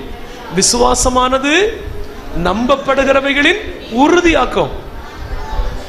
அம்மடும் போதும், நமக்கு நம்பிக்கை ஃபர்ஸ்ட் போதும். விசுவாசமானது நம்புகிறவைகளின் உறுதி. அப்ப காணப்படாததை பெற்றணும்னா காணப்படாததை முதலாவது காண்கிறது போல என்ன செய்யணும்? நம்பணும். அப்ப நம்பணும்னா யார் வரணும்? உள்ள பரிசுத்தாவி வரணும். பரிசுத்தாவி வரலன்னா ஒன்னும் நம்பவே. பரிசுத்தாவின் பலத்தினாலேயாக நமக்குள்ள என்ன உருவாகும்? இப்போ ஒரு மனுஷனை நான் உங்களுக்கு எக்ஸாம்பிள் காட்டி தரட்டுமா? ரோமர் 4 வாருங்க, சமயம் இல்லை இருந்தாலும் சொல்றேன். ரோமர் 4 வாங்க. ரோமர் 4ஆம் அதிகாரம், ஆமீன், அதனுடைய ஆமீன் 17வது வசனத்தில் வாசிங்க. அநேக ஜாதிகளுக்கு உன்னை தகப்பனாய் ஏற்படுத்தினேன் என்று எழுதியிருக்கிறபடி அவன் தான் விசுவாசித்தவருமாய் மரித்தோரை உயிர்ப்பித்து இல்ல. பத்தியில நல்ல கவனிக்கணும் அந்த வார்த்தைகள், என விளக்க நேரம் இல்லை, அதனால நீங்க கவனிக்கணும். இல்லாதவைகளை இருக்கிறவைகளை போல அழைக்கிறவருமாயிருக்கிற தேவனுக்கு முன்பாக நம்ம எல்லாருக்கும் தகப்பனானான். உன் சந்ததி இவ்வளவாய் இருக்கும் என்று சொல்லப்பட்டபடியே தான் அநேக ஜாதிகளுக்கு தகப்பனாவதை நம்புவதற்கு ஏது இல்லாதிருந்தும் அதை நம்பிக்கையோடு விசுவாசித்தான். அவன் விசுவாசத்திலே பலவீனமாய் இருக்கவில்லை. அவன் ஏறக்குறைய 100 வயதுள்ளவராய் இருக்கும் போதும் தான் சரீரம் செத்து போனதையும் அந்த சாராளுடைய கர்ப்பத்தையும் செத்து போனதை எண்ணாதிருந்தான். அவன் தேவன் வாக்குத்தத்தம் பண்ணினதை குறித்து அவன் அவிசுவாசமாய் சந்தேகப்படாமல் தேவன் வாக்குத்தத்தம் பண்ணினதை நிறைவேற்ற வல்லவராய் இருக்கிறார் என்று முழு நிச்சயமாய் நம்பி தேவனை மகிமைப்படுத்தி விசுவாசத்தில் வல்லவனானான். அல்லேலூயா. விளக்க நேரம் இல்ல. நம்புகிறதற்கு ஒரு எவிடன், அதாவது ஒரு ஏதோ ஒன்று சொன்னா ஒரு என்ன சொல்லலாம், ஒரு அதுக்கான ஒரு காரணங்களாக இருக்கண்டாமா? இப்ப உதாரணத்துக்கு சொல்றேன், கர்ப்பப்பையே இல்லை ஆனா குழந்தை உண்டாகும்னு சொல்லி இருக்கிறார். கர்ப்பம் என்ன செஞ்சு போச்சு? செத்து போச்சு. அப்ப நம்பணும்னா ஏதாகலும் நல்ல ஹெல்த்தியா இருக்கணும். கர்ப்பமாகல எப்படி இருக்கணும்? நல்ல ஹெல்த்தியா இருந்தாலும் நம்பலாம், பரவாயில்ல, ஒரு குழந்தை உள்ளுக்குள்ள உருவாகும் அப்படின்னு. ஆனா நம்பலாமான்னு கேட்டா நம்ப முடியாது. ஏன் நம்ப முடியாதுன்னா 2 பேருக்கு சரீரம் என்ன செய்து போச்சு? செத்து போச்சு, டெத் ஆயிற்று, மரிச்சிட்டு. இனி இவங்களுக்கு எந்த விதத்திலையும் இப்படி ஒரு ஆசீர்வாதம் கிடைக்குமான்னா எந்த ஆசீர்வாதம்? இன்னைக்கு அப்படித்தான் நிறைய பேருக்கு. அல்லேலூயா. ஒன்னும் வேண்டாம் தேவ பிள்ளைகளே, ஒரு எவிடன்ஸும் வேண்டாம், ஒரு ஆமீன் அதை நிரூபிக்கக்கூடிய நிரூபணங்களும் ஒன்னும் வேண்டாம். நீங்க கண்ணை மூடிட்டு நம்புங்க, அப்படியே நடக்கும். Praise the lord. அல்லேலூயா. ஆனா ஏன் தெரியுமா நமக்கு அப்படி கண்ணை மூடிட்டு நம்ப முடியல? என்ன இல்ல? பலன் இல்ல. என்ன தேவைப்படுது நமக்கு? பரிசுத்தாவி தேவைப்படுது. பரிசுத்தாவி இல்ல, பரிசுத்தாவின் பலன் தேவைப்படுது. பரிசுத்தாவின் பலன் நமக்குள்ள இல்லைன்னா நம்மளால சில காரியத்தை என்ன செய்ய முடியாது? நம்ம விசுவாசமும் நம்பிக்கையும் அவமாய் போய்விடும். இப்போ ஆபிரகாம், ஆமீன், எனக்கு என்ன சரீரம் செத்து போச்சு, என் அம்மானா அந்த மனைவி சரீரம் செத்து போச்சு. அப்படி இருந்தும் நம்புகிறதற்கு ஏதுவில்லாதிருந்தும் அதை நம்பிக்கையோடு என்ன செய்தான்? விசுவாசித்தான். இன்னைக்கு அப்படி யாராகலும் அப்படி விசுவாசிக்க முடியலன்னா அவர்களுக்கு தேவையாக்கும். என்னது தேவை? பரிசுத்தாவி தேவை. எனக்கு சுகம் கிடைக்கும் பிரதர், என் கஷ்டம் மாறும் பிரதர், என் வீட்டுல மாற்றம் வரும், என் பிள்ளைக்கு அற்புதம் நடக்கும், என் வாழ்க்கையில ஜெயம் உண்டாகும். ஏன் தெரியுமா? கண்ணை மூடிட்டு நம்ப முடியல. உன்னதத்திலிருந்து வருகிற பலன் இறங்கி வரல. எத்தனை பேர் கேட்கிறீங்க, அந்த தெய்வ பலன் எனக்கு மேல இறங்க ஆண்டவரே, அந்த தெய்வீக வல்லமை, அந்த தெய்வீக வல்லமை, அந்த தெய்வீக வல்லமை. கேளுங்க கேளுங்க கேளுங்க. இன்னைக்கு ஆண்டவரே சில காரியத்தை நம்ப, சில காரியத்தை விசுவாசிக்க, விசுவாசத்துல உறுதியாய் நிற்க, விசுவாசத்துல நம்பிக்கையில உறுதியாய் நிற்க. விசுவாசம் என்று சொல்லுகிறதற்கு அஸ்திபாரமே நம்பிக்கை அல்லவா? நான் நம்புகிறது அல்லவா எனக்கு வெளிப்படும். விசுவாசம் நம்பப்படுகிறவன் உறுதியும் காணப்படாதவன் நிச்சயம் அல்லவா? நான் காணாத ஒன்றை பெற்றுக்கொள்ள வேண்டுமே, ஆனால் அதை நம்பும் போது நான் விசுவாசித்தது எனக்கு கிடைக்கும் என்றல்லவா வேதம் சொல்லுகிறது. இன்னைக்கு கர்த்தருடைய பிள்ளைகளே, இந்த தெய்வ பலம், இன்னைக்கு பரிசுத்தாவின் பலம் உங்கள் மேல இறங்கும் போது, இந்த பலன் இறங்கும் போது, நீங்கள் எந்த காரியத்தில் இதுவரைக்கும் ஜெயமாய் மாற முடியலையோ அந்த காரியத்தை கர்த்தர் இன்னைக்கு ஜெயமாய் மாற்றுவார். Praise the Lord, praise the Lord, hallelujah. சந்தோஷமா ஒரு அல்லேலூயா சொல்லுங்க, ஹalleluya. ரெண்டு ஆமென். ரெண்டாவது இந்த பலம் ஆமென் நமக்குள்ள எதுக்கு தேவைன்னா, ரெண்டு வசனத்தை படபட படிங்க. கொலோசியர் நிருப புத்தகம் 1ஆம் அதிகாரம் 29 வாசிங்க. கொலோசியர் 1:29. நான் எனக்குள்ளே வல்லமையாய் கிரியை நடப்பிக்கிற, அதற்காக நான் எனக்குள்ளே வல்லமையாய் கிரியை நடப்பிக்கிற, அவருடைய அந்த பலத்தின்படி நான் போராடி பிரயாசப்படுகிறேன். அந்த போராடி பிரயாசப்படுகிறதுல ஒரு பிரயாசம், சீக்கிரமா படிங்க. ரோமர் நிருப புத்தகம் 15ஆம் அதிகாரம் 32வது வசனத்தை படிங்க. ரோமர் நிருப புத்தகம் 15:32. நீங்கள் தேவனை நோக்கி செய்யும் ஜெபங்களில் நான் போராடுவது போல நீங்களும் என்னோடு கூட என்ன செய்யுங்கள்? போராட வேண்டும் என்று நம்முடைய கர்த்தராகிய இயேசு கிறிஸ்துவின் நிமித்தமும் ஆவியானுடைய அன்பின் நிமித்தமும் உங்களை நான் என்ன செய்கிறேன்? அப்போ ரெண்டாவது பாருங்க, ஆமென். ஜெபம் அப்படின்னு சொல்லுகிறதுக்கு பேராக்கும் போராடி ஜெபித்தல். என்ன ஜெபித்தல்? போராடி ஜெபித்தல். ஆமென். இப்ப ஜெபம் எல்லாருக்கும் இருக்கு, ஆனா எப்படி ஜெபிக்க முடியல? நிறைய பேருக்கு போராடி ஜெபிக்க முடியல. அதாவது ஒரு தூக்கம் வந்தா தூக்கத்தை மேற்கொண்டு ஜெபிக்க முடியல. ஆமென். முழங்கால வலி வந்தா அதை மேற்கொண்டு ஜெபிக்க முடியல. இன்னைக்கு நிறைய ஜெபத்துல மக்கள் ஜெபத்துக்கு இடையூறா என்ன பிரச்சனை, என்ன டிஸ்டர்பன்ஸ் வருகிறதோ அதை ஜெபத்துல அவங்களுக்கு கண்டினியூவா ஜெயித்து மறுபடியும் ஜெயிக்க முடியல. அவங்க கிட்ட போராடுகிறது தான் அவங்கள மேற்கொள்ளுதே தவிர அவங்களுக்கு போராடி ஜெயிக்க ஏன் முடியலைன்னா, பவுல் என்ன சொல்லி தருகிறார் தெரியுமா? அதனால் எனக்குள் வல்லமையாய் கிரியை நடப்பிக்கிற அவருடைய பலம், அவருடைய. அப்ப பவுலுக்குள்ள கிரியை செய்து கொண்டிருந்தது என்னது? தேவ பலன். யாருடைய பலன்? தேவ பலம்னா யாருடைய பலம்? பரிசுத்தாவின் பலம். அவருக்குள்ள கிரியை நடப்பித்தது என்னது?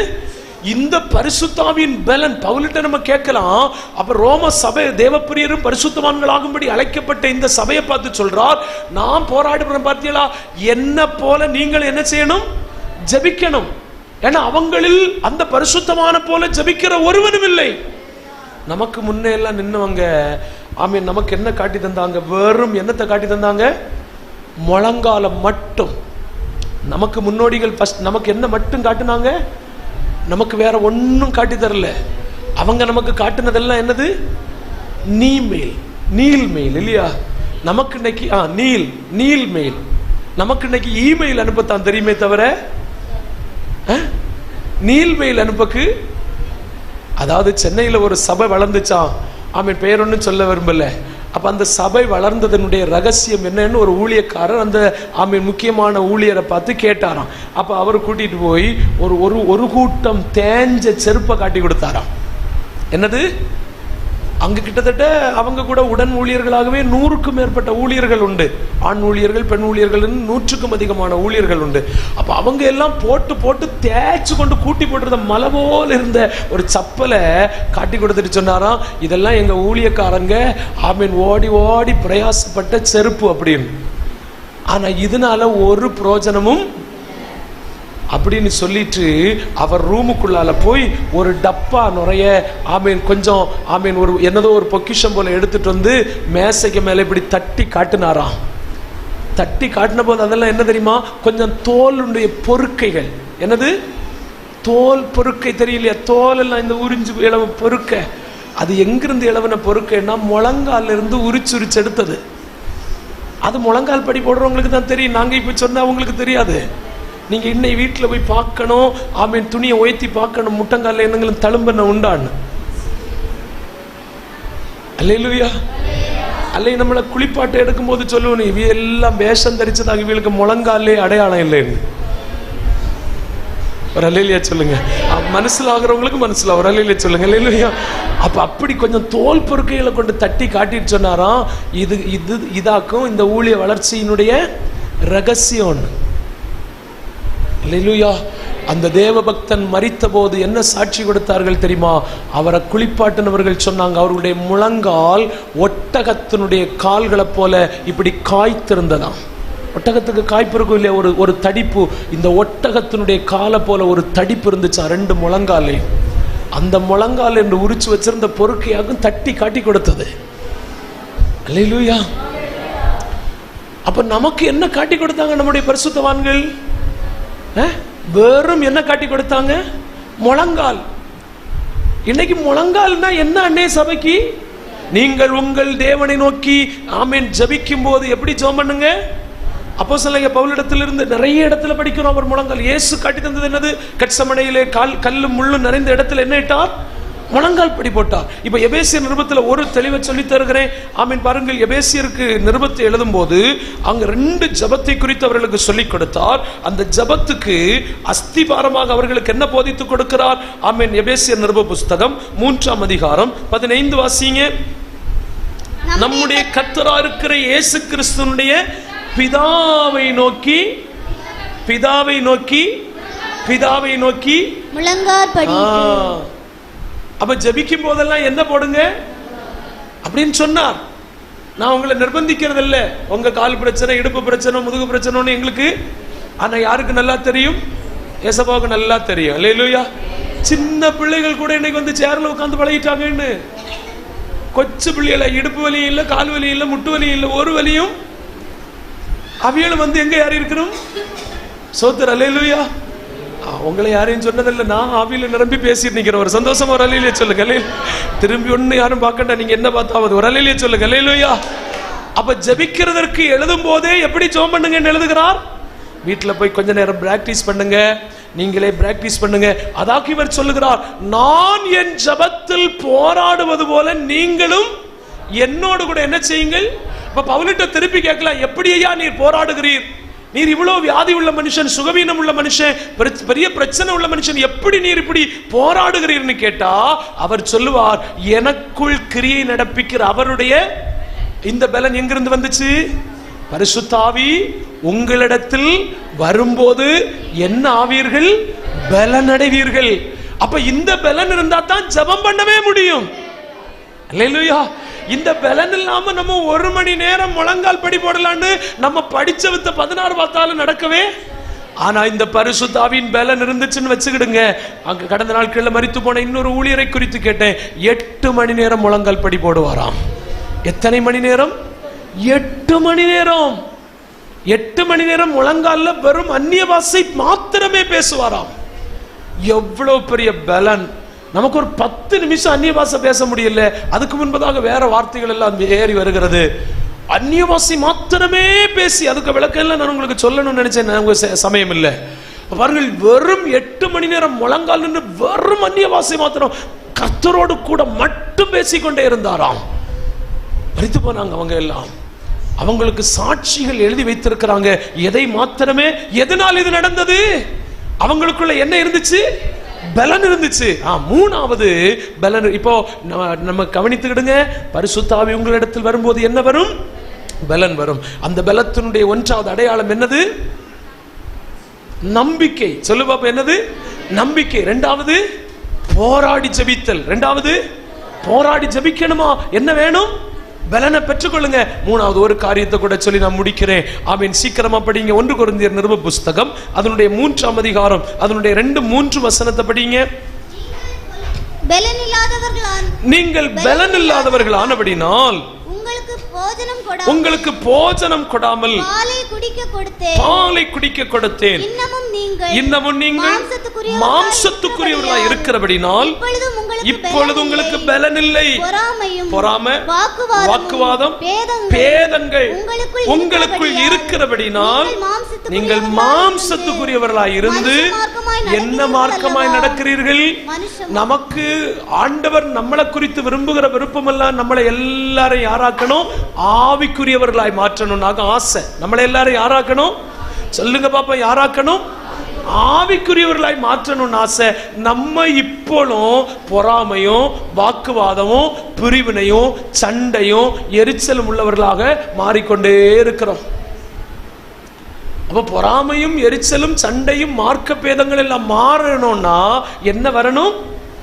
பலன் வரணும். பரிசுத்த ஆவி இல்லாத ஒருத்தனுக்கு பொறாமை இல்லாம வாழவே, பரிசுத்த ஆவி இல்லாத ஒரு ஆளுக்கு சண்டை பிடிக்காம இருக்கவே, பரிசுத்த ஆவி இல்லாதவங்க வாக்குவாதம் பண்ணாம இருக்கவே, பரிசுத்த ஆவி இல்லாதவங்க என்னைக்கும் சண்டை பிடிப்பாங்க. அதனால நீங்க வருத்தப்படணும். என்ன பிரைஸ் தி லார்ட், ஹல்லேலூயா. நீங்க இனி என்ன ஜெபிச்சா போதும்? ஆண்டவரே இவங்களுக்கு உம்முடைய ஆவியை கொடுண்டு ஜெபிச்சா போதும். அவங்களை நீங்க திட்ட போகாதீங்க. பின்ன நீங்களும் அப்படி, ஆனா உங்களுக்காக என்ன செய்யறது? இப்ப அப்போஸ்தலனாகிய பவுல் இது போல ஒரு நாள் பிரசங்கம் பண்ண எழும்பி இருக்கிறான்னு வச்சுக்கிறீங்க. பிரசங்கம் பண்ணக்கு எழும்பின உடனே 50 வயசானவங்களையும் 60 வயசானவங்களையும் 70 வயசானவங்களையும் பார்த்தெல்லாம் அவங்கள பார்த்து சொன்னார், நீங்க எல்லாம் யாரா இருக்கிறீர்கள்? குழந்தைகளா இருக்கிறீர்கள்னு சொன்னார். யாரா இருக்கிறீங்க? குழந்தைகளா. ரெண்டாவது அவங்கள பார்த்து சொன்னார், நீங்கள் எல்லாரும் மாம்சத்துக்குரியவர்களா இருக்கிறீர்கள். மூணாவது பிரசங்கத்தில் அவங்களுக்கு பாயிண்ட் என்ன கொடுத்தார் தெரியுமா? மனுஷ மார்க்கமாய் நடக்கிறீங்க. நான் நினைக்கிறேன் அங்க சபையில பயங்கர சண்டை உண்டாயிருக்கும். உடனே அவங்க திரும்ப கொஸ்டின் கேட்டிருப்பாங்க, என்ன காரணம்? எங்களை பார்த்து நீங்க குழந்தைகள் என்றும் மாம்சத்துக்குரியவர்கள் என்றும் மனுஷ மார்க்கமாய் நடக்கிறவர்கள் சொல்வதற்கு என்ன காரணம்னு கேட்ட போது அவர் சொன்னார், உங்களுக்குள் இப்பொழுது என்ன உண்டு? வாக்குவாதம் உண்டு என்று கொலோவையால் எனக்கு என்ன எழுதியிருக்கிறா? என்ன எழுதியிருக்கு? கடிதம் எழுதியிருக்கிற. என்னன்னு? உங்களுக்குள்ள சண்டையும் பிரிவினையும் வாக்குவாதமும் பொறாமையும் எரிச்சலும், நான் ஒருத்தன் அப்பல்லோவை சார்ந்தவன், நான் ஒருத்தன் பவுலை சார்ந்தவன், நான் ஒருத்தன் கேஃபாவை சார்ந்தவன். இங்க குரூப்பீஸ் ஒன்றும் இல்லை இல்லையா? அட பரிசுத்த ஆவி பெற்ற இடத்துல ஒரு இடத்துல என்ன இல்லை? குரூப்பீசம் இருக்காது. நம்ம எல்லாரும் ஆணென்றும் பெண்ணென்றும் கூட இல்லையா? கிறிஸ்துவுக்குள் எல்லாரும் ஒன்றாய் மாறி விடுவார்கள். கிரேக்கன் என்றோ அடிமை என்றோ சுயாதீனன் என்றோ ஒன்றும் கிடையாது. இன்னைக்கு அபிஷேகம், அதாவது சபையில் அபிஷேகம் பெற்றுக்கொள்ளணும். அபிஷேகம் நம்ம பெற்றுக்கொண்ட நம்ம எல்லாம் விட்டு கொடுப்போம், இணங்குவோம், அன்பு செலுத்துவோம், தாழ்மையா இருப்போம், சகித்து வாழுவோம், பொறுத்து வாழுவோம், அன்பு செலுத்தி வாழுவோம். இதொன்னு இன்னைக்கு சபையில இல்லாததுக்கு காரணம் என்னன்னா, என்ன வந்து சேரல? நான் தவறு சொன்னதல்ல. பரிசுத்த ஆவியை பெற்று பாருங்க, உங்க வாழ்க்கை மாறும். பிரைஸ் தி லார்ட், ஹல்லேலூயா. பரிசுத்த ஆவியினால் பெரிய மாற்றங்கள் சம்பவிக்கும். ஆமென். கொஞ்சமா பெறாதீங்க, ஆவியை எவ்வளவு பெறுங்க? அளவில்லாமல் பெற்றால். ஒன்றாவது அந்த ஆவியினுடைய நோக்கம் என்ன தெரியுமா? நமக்குள் பலனை கொண்டு வரும். அந்த பலன் என்ன செய்யும் தெரியுமா? நமக்குள்ள பயங்கர ஆழமான நம்பிக்கையை கொண்டு வரும். பரிசுத்த ஆவியின் பலன் இருந்தா நம்ம போராடி பிரயாசப்பட்டு கொண்டிருப்போம். பரிசுத்த ஆவியின் பலன் இருந்தால் மாம்ச கிரியைகள் எல்லாம் நம்மளை விட்டு மாறி நம்மை ஆவிக்குரியவர்களாய் மாற்றிவிடும். அல்லேலூயா. இன்னைக்கு ஆண்டவர் விரும்புகிறது மாம்சத்துக்குரியவர்கள் அல்ல, குழந்தைகள் அல்ல, மனுஷ மார்க்கமாய் வாழுகிறவர்கள் அல்ல. கர்த்தர் யாரை தேடுகிறார் தெரியுமா? ஒரு ஆவிக்குரியவனை தேடுகிறார். ஒரு எரிச்சலற்றவனை, பொறாமையற்றவனை, வைராக்கியமற்றவனை, பிரிவினையற்றவனை, சண்டையற்றவனை, மார்க்க பேதமற்றவனை. எத்தனை பேர் விரும்புறீங்க? இன்னைக்கு இந்த மத்தியான வேளையில, ஆண்டவரே எனக்குள்ள அந்த தெய்வ பலம் வர வேண்டும், அந்த பரிசுத்த ஆவியின் பலன் எனக்குள்ள இறங்கணும். ஒரு நிமிஷம் கேளுங்க, ஒரு நிமிஷம் கேளுங்க. எல்லாரும் வாய்களை திறந்து ஆண்டவரிடத்துல கேளுங்க. ஜெபிக்க போகிறோம். முடிந்தவங்க அப்படின்னு நம்முடைய முழங்கால்களை மடக்குங்க. நம்ம முடித்தாயிற்று, எல்லாரும் ஜெபிக்க போகிறோம். முடிந்தவங்க நம்முடைய முழங்கால்களை மடக்கி ஆண்டவரிடத்துல கேளுங்க. நேரம் ஒருவேளை காலதாமதமான என்னை மன்னித்துக் கொள்ளுங்க. ஒரு 2-3 நிமிஷம் கூட நல்ல வாய்களை திறந்து ஆமென். நீங்களோ உன்னதத்திலிருந்து வரும் பலனால் தரிப்பிக்கப்படுகிறது வரையிலும் எருசலேமிலே காத்திருங்கள். யோவான் ஜலத்தில் ஞானஸ்நானம் கொடுத்தது போல நீங்கள் சில நாளைக்குள்ளே பரிசுத்த ஆவியினால் ஞானஸ்நானம் பண்ணப்படுவீர்கள். பரிசுத்த ஆவி உங்களிடத்தில் வரும்போது நீங்கள் பலன் அடைவீர்கள். அந்த பலத்தினுடைய தேவனுடைய நோக்கம் உங்களை நம்பிக்கைக்குரியவர்களாய் மாற்றும். இன்னைக்கு கர்த்தருடைய பிள்ளைகளே, எந்த காரியத்தில் விசுவாசிக்க முடியலையோ அந்த காரியத்தில் உங்களை விசுவாசிக்க வைக்கிற தேவ ஆவியானவர், உங்களை நம்பிக்கை கொள்ள வைக்கிற ஆவியானவர். ஆபிரகாம் நம்பினதுனால் ஒரு ஈசாக்கு ஜனித்தான். நம்புகிறதற்கு ஏதுவில்லை, நம்ப ஏதில்லை. இன்னைக்கு ஆமீன், ஒருவேளை இந்த வியாதி மாறுமா, இந்த பலவீனம் மாறுமா, இந்த பிரச்சனை மாறுமா, இந்த போராட்டம் மாறுமா, நம்புகிறதற்கு ஏதுவில்லாமல் இங்கு யாராகிலும் இருந்தார், இந்த கூட்டத்தில் யாராகிலும் புதிதாய் பங்கெடுத்தார், உங்களுக்காக கர்த்தருடைய ஆவியினால் சொல்லுகிறோம், நீங்க நம்புங்க. நீங்க நம்புவதற்காக தேவ ஆவியை பெற்றுக்கொள்ளுங்க. பரிசுத்த ஆவி உங்களுக்குள்ள வரும்போது உங்களுக்குள்ள நம்பிக்கை பெருகும், நம்பிக்கை பெருகும். நீங்க விசுவாசத்தில் வல்லவர்களாகலாம், நீங்கள் விசுவாசத்தில் வீரர்களாய் மாறலாம், நீங்கள் விசுவாசத்தில் வீர தீரர்களாய் மாறலாம். நல்ல அபிஷேகத்தோடு, நல்ல அபிஷேகத்தோடு, நல்ல கைகளை தட்டி கேளுங்க. ஏசப்பா, எனக்கு இன்னைக்கு வேணும், எனக்கு இன்னைக்கு வேணும், எனக்கு இன்னைக்கு இந்த பலன் வேணும். ஒரு நிமிஷம், ஒரு நிமிஷம் வாய்களை திறந்து கேளுங்க. கர்த்தர் உங்களுக்கு தர போதுமானவர், கர்த்தர் உங்களுக்கு தருவா. அவர் பட்சபாதம் உள்ள தேவன் அல்ல. ஆமென். அவர் கொர்நேலியுனுடைய வீட்டில் கர்த்தருடைய ஆவியை ஊற்றினது உண்டானால், ஒரு புறஜாதி குடும்பத்துக்கு ஆமென் கர்த்தருடைய ஆவியை ஊற்றினது உண்டானால், ஒருவேளை ஆராதனைக்கு பங்கெடுக்க முடியாம வீட்டில் இந்த சத்தத்தை கேட்கிற தேவனுடைய மக்களே, கடைகளிலோ தெருக்களிலோ வீதிகளிலோ எங்கள் சத்தத்தை கவனிக்கிற ஒருவராய் நீங்கள் இருந்தால் கேளுங்க. ஏசப்பா, உங்க ஆவி எனக்கு தாரும், உங்க ஆவி எனக்கு தாரும், உங்க வல்லமை எனக்கு தாரும், உங்க அபிஷேகத்தை எனக்கு தாரும், உங்க வல்லமை எனக்கு வேணும், உங்க அபிஷேகம் எனக்கு வேணும், உங்க ஆவி எனக்கு வேணும், உங்க அபிஷேகம் எனக்கு வேணும். கர்த்தர் இந்த மத்தியான வேளையில உங்களை வெறுமையா விடமாட்டா, உங்களை வெறுமையா விடமாட்டா. உங்களுக்காக அந்த வல்லமை தருவா. காத்திருந்த அப்போஸ்தலர்களுக்கு அந்த பெந்தேகோஸ்தே நாளிலே 120 பேர் மேலும் அந்த ஆவி ஊற்றப்பட்டது உண்மையானா? நல்ல ஒரு நிமிஷம் சத்தமா கூப்பிடுங்க. பாவத்தை மன்னிக்க கேட்டு கூப்பிடுங்க, பாவத்தை அறிக்கை பண்ணி கூப்பிடுங்க. இன்னும் எனக்கு பலன் தேவை, இன்னும் எனக்கு வல்லமை தேவை, இன்னும் எனக்கு பலன் தேவை, இன்னும் எனக்கு வல்லமை தேவை. என் மேல ஊற்றப்படட்டும். கேளுங்க, கேளுங்க. கர்த்தர் சிலரை தொட விரும்புகிறார், கர்த்தர் சிலருக்குள்ள வர விரும்புகிறார். கர்த்தருடைய ஆவி எங்கேயோ அங்கே விடுதலை, கர்த்தருடைய ஆவி எங்கேயோ அங்கே விடுதலை, பரிசுத்த ஆவியானவர் எங்கேயோ அங்கே விடுதலை. கர்த்தருடைய ஆவி வருகிற இடத்துல விடுதலை, கர்த்தருடைய ஆவி ஆமென் வருகிற இடத்துல விடுதலை. உங்களுக்கு போராட முடியும், உங்களை பலப்படுத்துவா, உங்களை பலப்படுத்துவா. இப்பொழுது எனக்குள்ள கிரியை நடப்பிக்கிற அவருடைய பலம், அவருடைய பலத்தின்படி நான் போராடுகிறேன். நீங்கள் என் ஜபத்தில் நான் போராடுவது போல நீங்களும் என்னோடு கூட போராடுங்கள் என்று சொன்னாரே. ஒரு போராடி ஜபிக்கிற ஜப வல்லமை, ஒரு போராடி ஜபிக்கிற ஜப ஆவி, ஒரு போராடி ஜபிக்கிற ஜப வல்லமை. ஷக ரப லகதன. கேளுங்க, கேளுங்க. ஆவியில நிரம்பி கேளுங்க, அபிஷேகத்தில் கேளுங்க. இயேசுவின் நாமத்தினால், இயேசுவின் நாமத்தினால், இயேசுவின் நாமத்தினால், இயேசுவின் நாமத்தினால் ஒவ்வொரு பிள்ளைகளையும் கௌட பன ரகதன. கடைசி நாட்கள்ல சின்ன பிள்ளைகள் எல்லாம் கேளுங்க, மாம்சமான யாவர் மேலும் என் ஆவியை ஊற்றுவே. மாம்சத்துக்குரியவர்களாய் நடக்க மாட்டீங்க, மனுஷ மார்க்கமா நடக்க மாட்டீங்க. கர்த்தருடைய ஆவி வரும்போது பொறாமை மாறும், எரிச்சல் மாறும், கோபம் மாறும், மூர்க்கம் மாறும், வைராக்கியம் மாறும், சண்டைகள் மாறும், மூர்க்கங்கள் மாறும். எல்லாம் மாற்றி நம்மை ஆவிக்குரியவர்களாய் தேவனுடைய மக்களாய் மாற்ற இயேசு போதுமானவர்.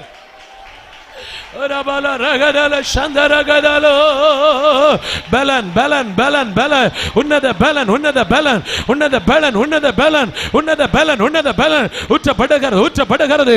தன்னுடைய ஆவிக்குரிய கண்ணுகளால் காணுகிறேன். கர்த்தருடைய மகிமை இறங்கி வருகிறது, கர்த்தருடைய வல்லமை இறங்கி வருகிறது, கர்த்தருடைய பிரசன்னம் இறங்கி வருகிறது.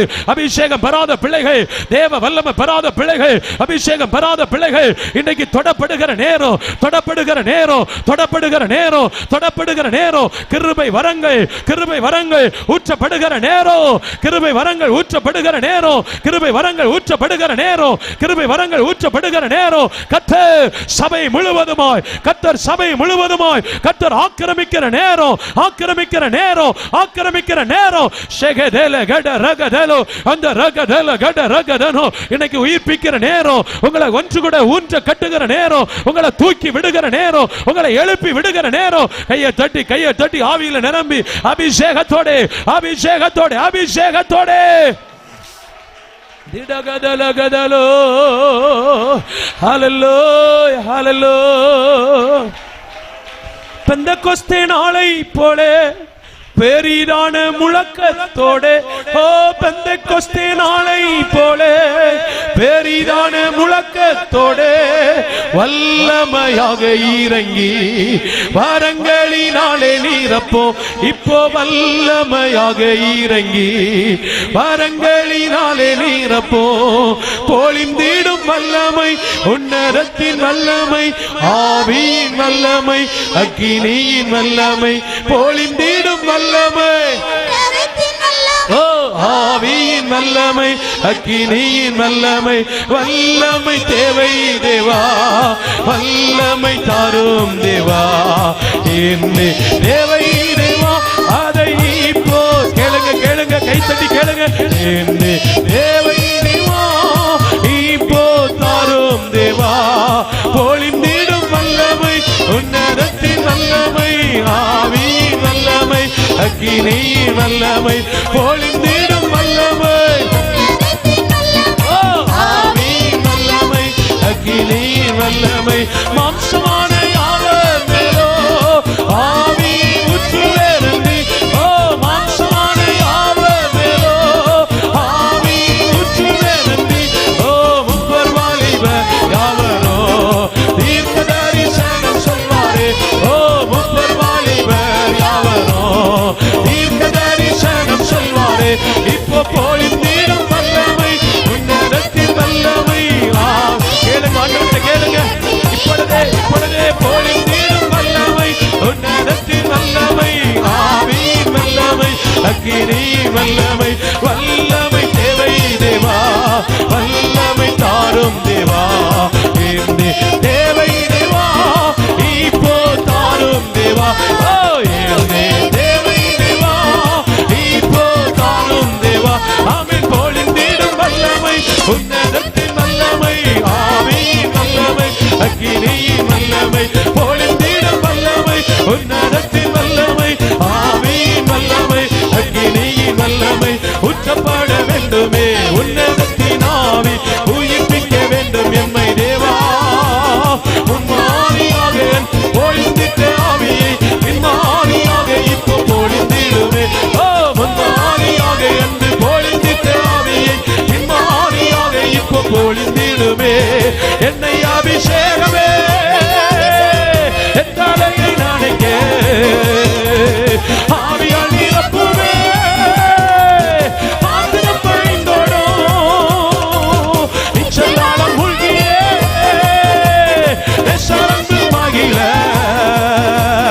அக்கினி அபிஷேகம் எந்த நாமம் திட்டினும் ஊற்றப்பட வேண்டுமே உன்னதத்தின் ஆவி உயிர்ப்பிக்க வேண்டும் எம்மை தேவா உன்மாரியாக அன்று பொழிந்திட்ட ஆவியை பின்மாரியாக இப்போ பொழிங்கப்பா உன்மாரியாக அன்று பொழிந்திட்ட ஆவியை பின்மாரியாக இப்போ பொழிந்திடுமே ஓ முன்மாரியாக அன்று பொழிந்திட்ட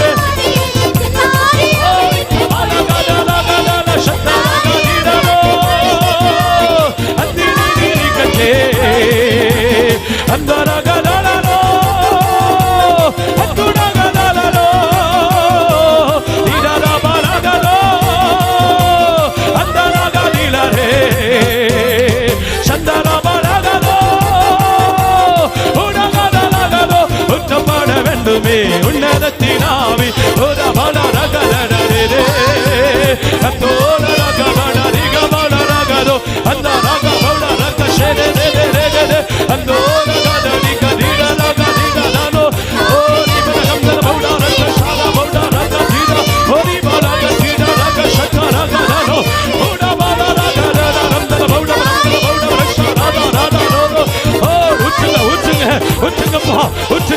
ஊற்றுங்க எல்லா பிள்ளைகள் மேல ஊற்றுங்க எல்லா பிள்ளைகளை தொடுங்கப்பா தேவ வல்லமை அந்த பெந்தெக்கோஸ்தே அபிஷேகம் அந்த பெந்தெக்கோஸ்தே நாளில் இறங்கின வல்லமை receive அந்த தொடுகிறோம் கர்த்தருடைய வல்லமை அத்தனை பிள்ளைகளையும்